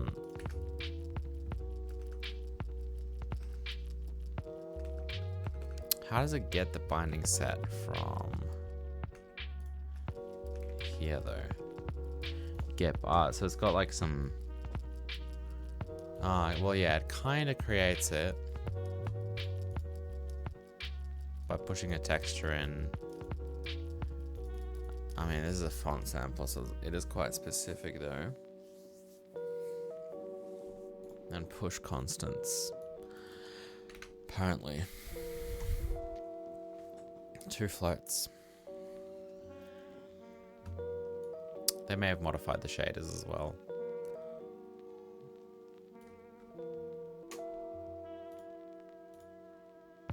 But I don't think we need any of that. It's just if well, yeah, if we have the texture ID, which we can push in there, we just need to, I guess we need to get the binding set out of there so we can have the descriptor set to bind. And then we can have a system like this that basically will create one if we need to. I guess you can use NVRHI for that. But then it needs to, this is something that it will track. Ugh. Yeah, it's pretty hard, I think, to combine these two things. Like, I mean, using NVRHI halfway is a little bit harder than I thought it would be.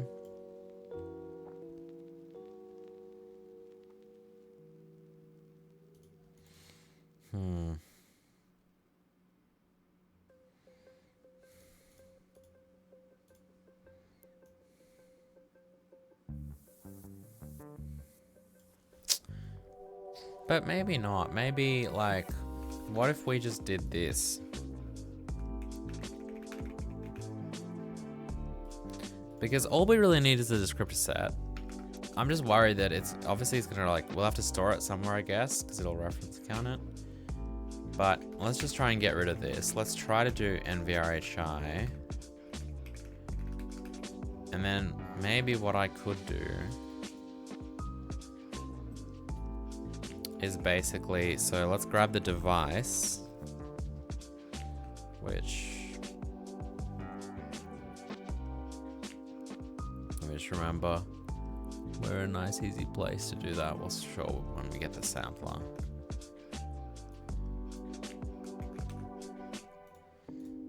I'll just go to image. That's what I'm looking for. Back here.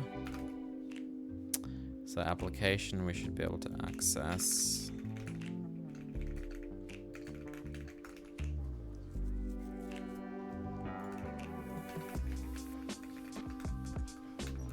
So if we grab that device and then I think we can do create binding set. So yeah, so the idea here is obviously actually give me a second. So I guess yeah, we can basically implement this. It'll be a little bit different though. So I've copied and pasted it. And then the cache, let's grab the cache. So we used to have this, but I guess we can also have this now.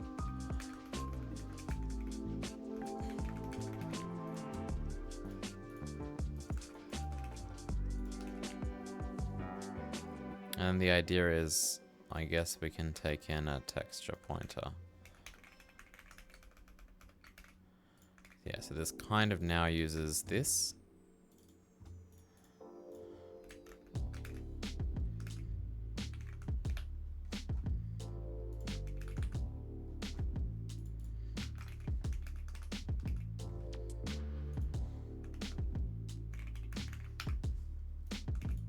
So we'll do create binding set.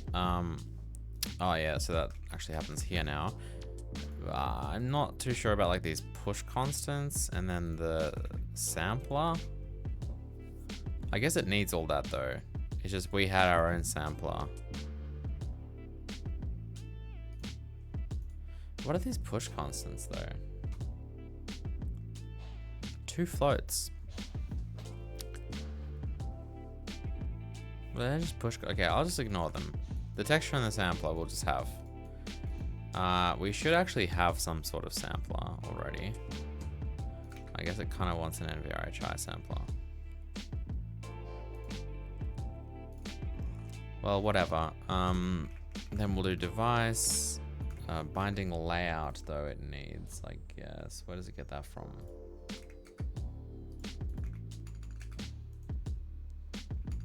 So the binding layout, this is getting annoying. Because the binding layout is like the descriptor set layout, but obviously we created one of those not using NVRHI. So again, the combination of these two is very annoying.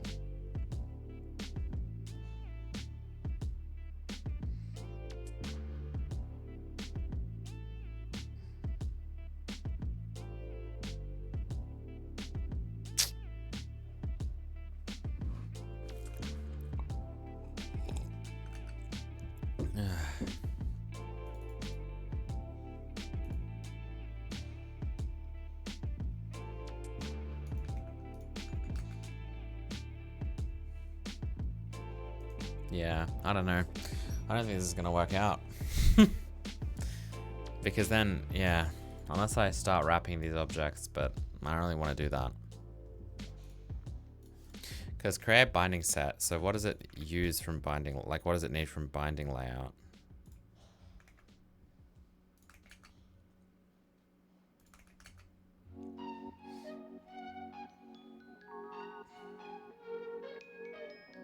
Probably, yeah, just the descriptor set layout is all it gets. So I could bypass that if I just create an empty binding layout object with just the descriptor set layout set, which we have, then technically that'll probably work.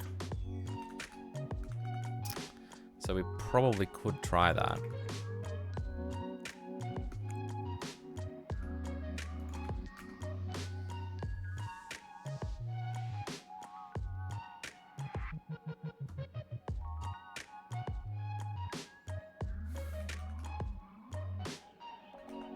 Let's have a look at how it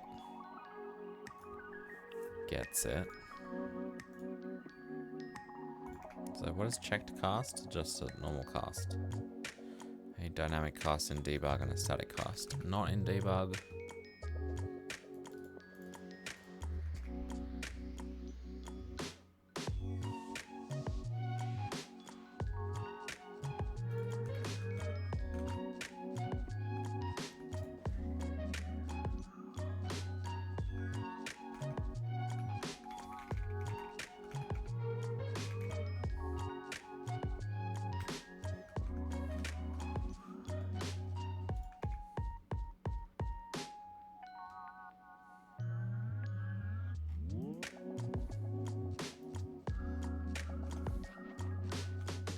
So I feel like, I guess I'd basically do this.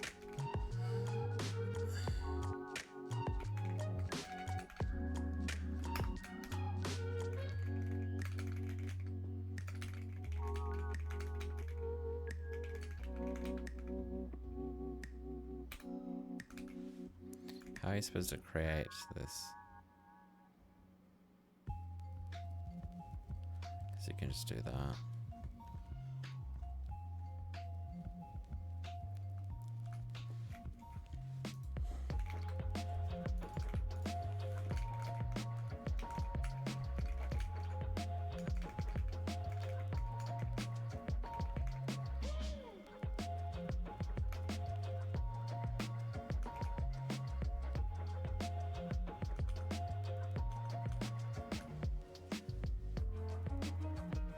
That's a Vulkan thing. Well, yeah, we need a Vulkan thing.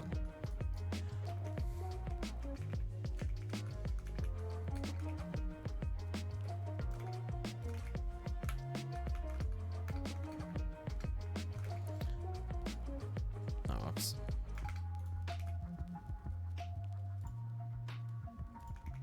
And what is that internal? It's in Vulkan backend.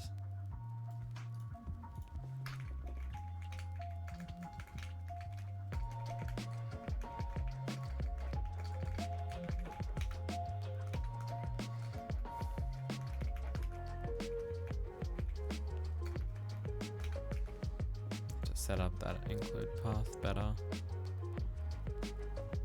Okay, so basically we would just go in here to the descriptor set. Sorry, the descriptor set layout, and then we're gonna have a descriptor set layout somewhere here. G descriptor set layout. And there we go. So we've effectively just wrapped it. And then we can pass that in. And that's kind of it. Now the font sampler, we probably also want to kind of do the same thing with. Does this have parameters? Walnuts Rule, thanks for the sub. Have I tried any AI coding assistants? No, well, not really. No, well, okay, I haven't tried like Cursor or anything like that, but I did, I've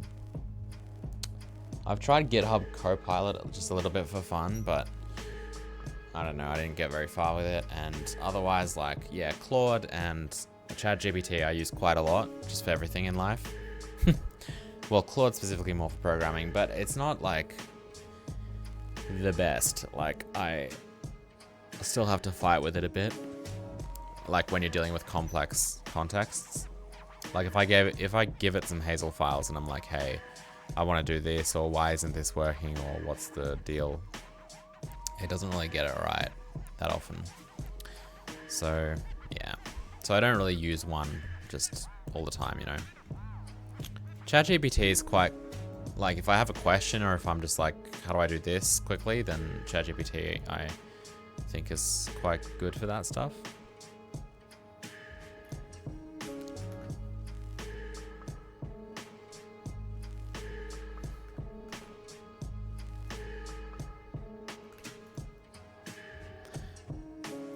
So what does this want? Take me to this. So if you create one of these, it actually wants everything, which I don't think it actually needs though. At least not for my uses, so yeah, just have a default constructor.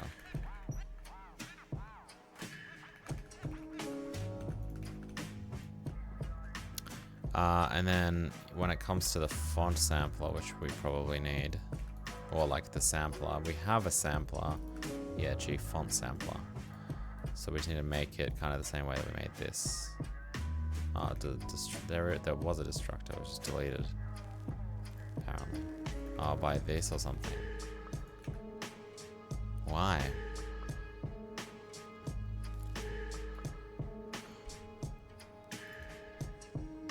Yeah.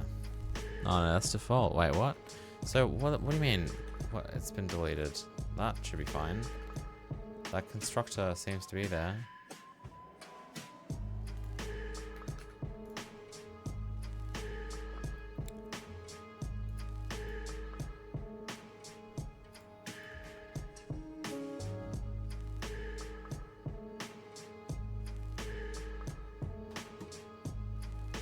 That is very strange. I don't see... Oh, this. No, but that's not... That's not the default... Look, here's the default constructor. Okay, whatever. I might try to compile it in a minute. Now, as far as this goes, though, right? We probably have to make a sampler. Ourselves.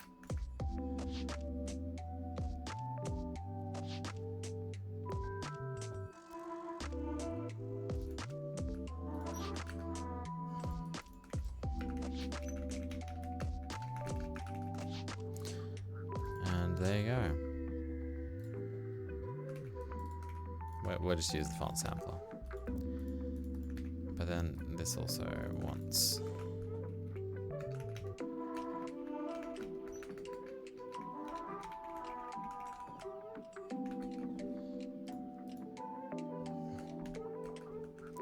It's excluded, so I have to go back to here to compile it. Yeah, I get it. It's not... It thinks they're both deleted functions.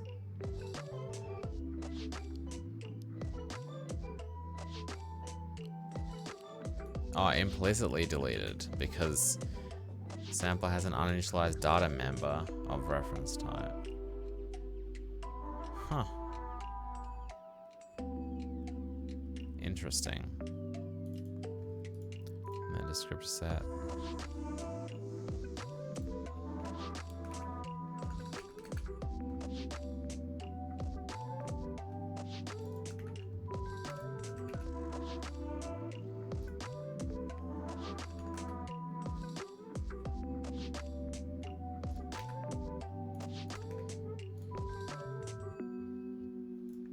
Ah, I see. Because this is a reference. Oh, wonderful. Okay. How do I get the Vulkan context? What stores the Vulkan context? Maybe the device manager.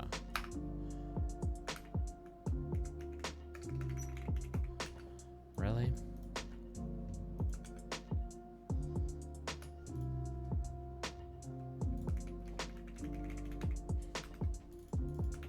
Well, I guess I can just look at anything, like texture, for example. Or like, yeah, create sampler. So where does it... Oh, it has M context here. Vulkan backend just seems to have M context.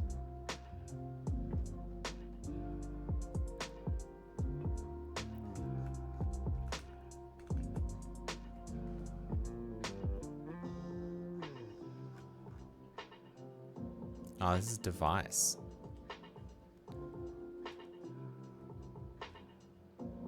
This is actually so annoying.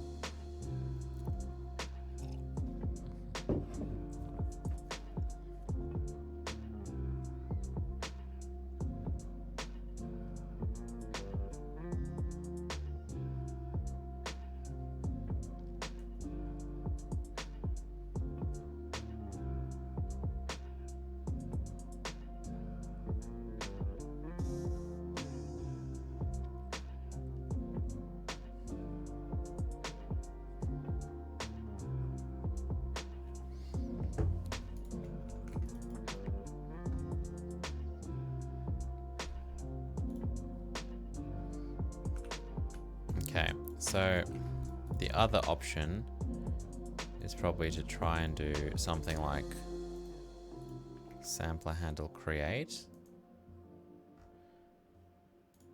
Oh, well, yeah, it just does it like this, though.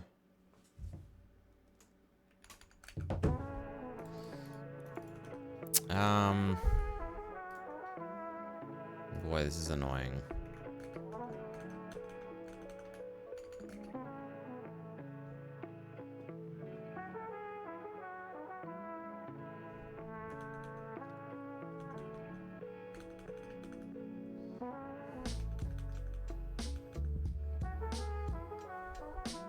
It's annoying because it doesn't even need that stupid context. I guess I could just assign it to a blank one, actually. Why don't I do that? Right? Yeah, that's a good idea. So, where's my Vulkan with texture? So I could just do Vulkan context, empty context, and there's your context. No default constructor. Oh, you piece of garbage.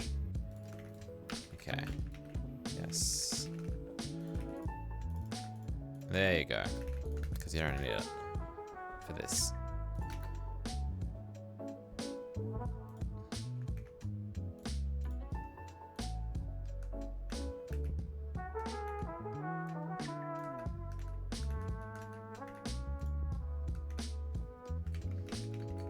basically the idea, the problem is that because it's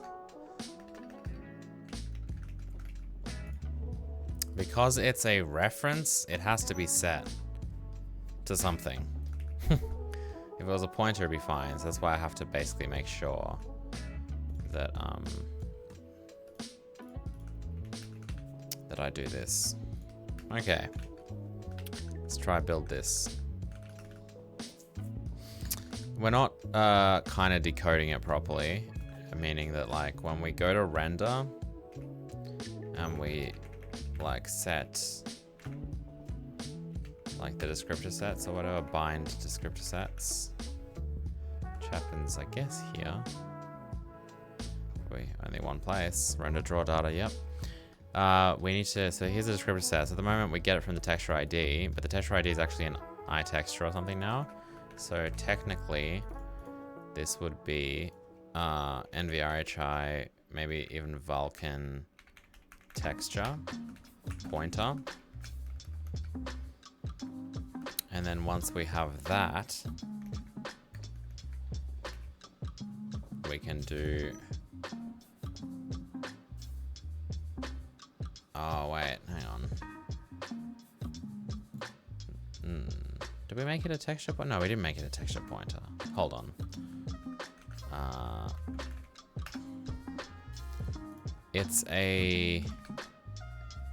It's not supposed to be a texture.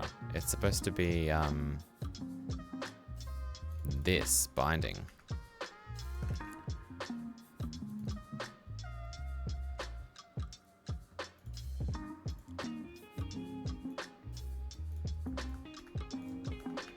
The rest of this doesn't even need to run, by the way.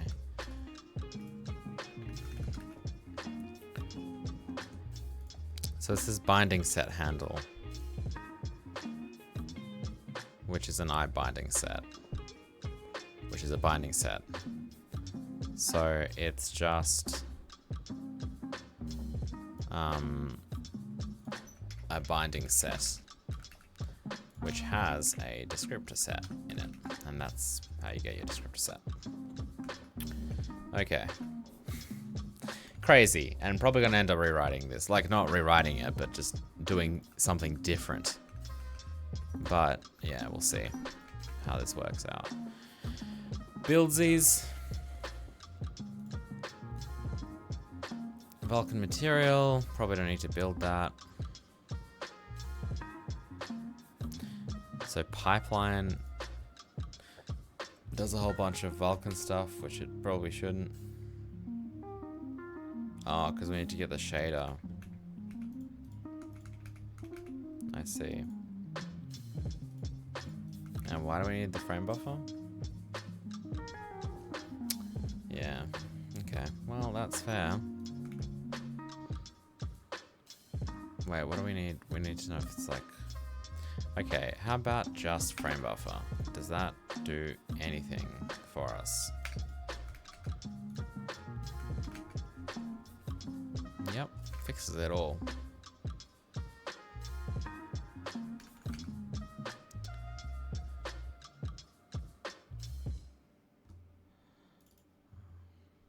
This is, just needs to be wrapped.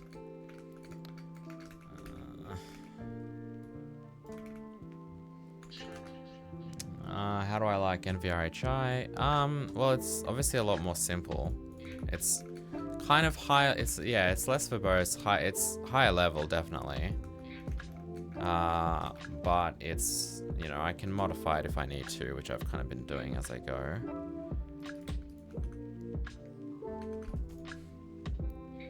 But the main point is that it does a lot of work for me.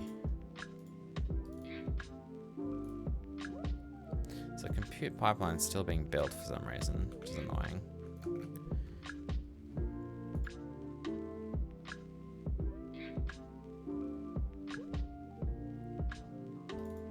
Oh yeah, so add texture we changed, obviously. It's annoying because we went to so much effort to do all of this. Now I guess we don't need to. Because I think we just do...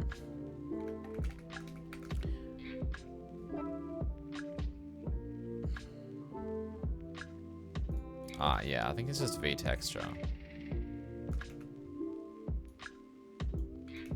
Basically. Gee, I don't know how that will work out. Yeah, how would that work out? Because, like, it's not even the sub-resource view which matters. So clearly this is wrong.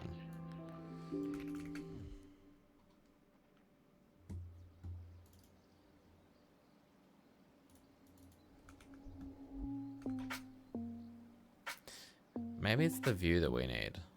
It probably is. Well, it should be.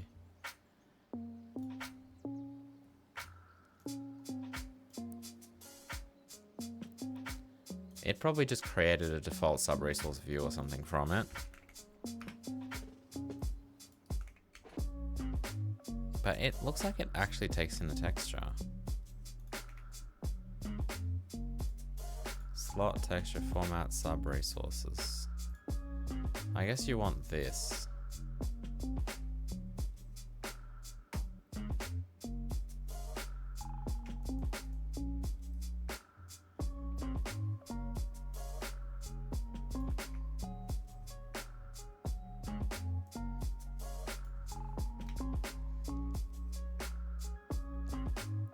Otherwise you get all sub-resources.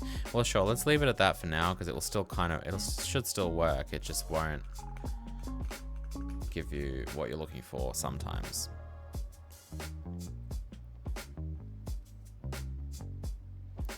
Okay, so yeah, Vulkan image. Vulkan, which Vulkan material uses?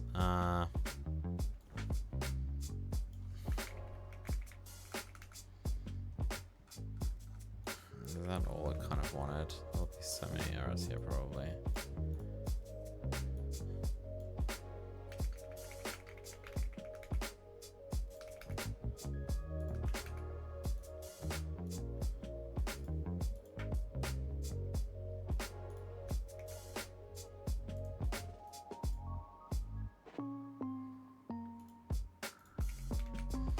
Guess we probably shouldn't compile this for now.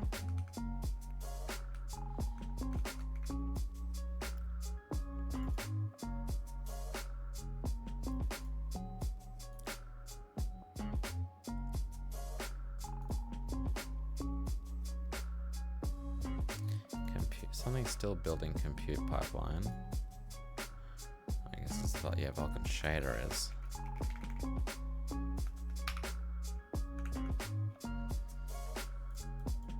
Oh, because Vulkan renderer does.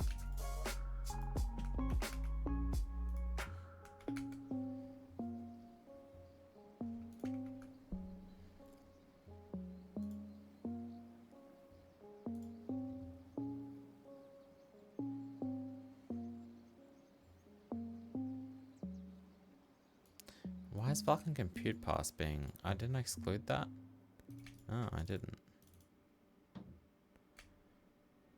Ah, because it was Vulkan compute shader, not Vulkan. Or was it? I feel like it was compute pass. Because that's what I spent... Oh, no, it wasn't. Oh, it's compute pipeline. That's what it was.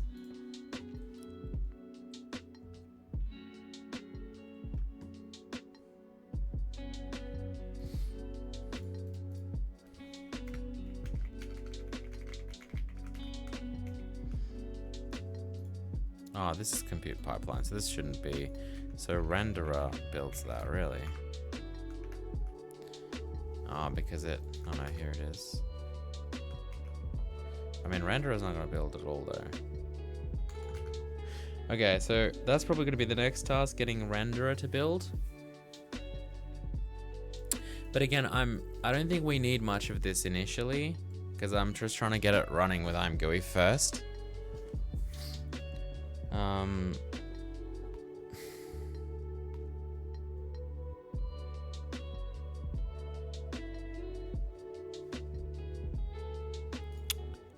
You're still supporting Hazel, the GitHub. The public GitHub is the game engine series version of Hazel. I should probably rename that or something.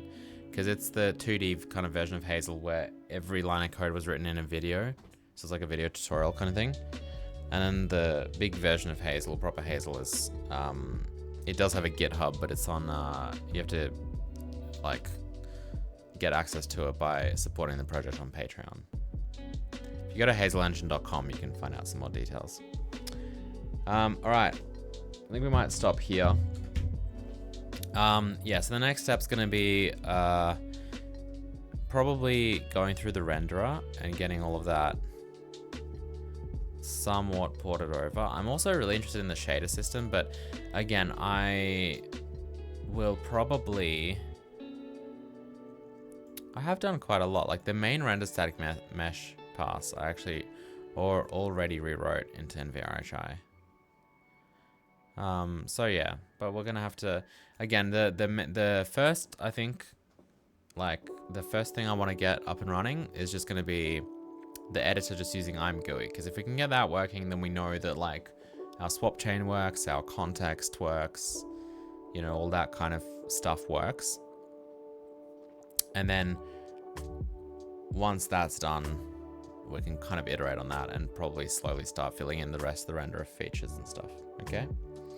So that's the plan. I hope you guys enjoy this live stream. Next time I'm going to stream probably Monday evening. So we'll see. If I have, I'm not going to have any more time this week. Maybe next week I'll have time for 3 streams just so that we can kind of keep getting this project happening. But I hope you guys enjoyed. Thanks for watching. And I'll see you next time. Goodbye.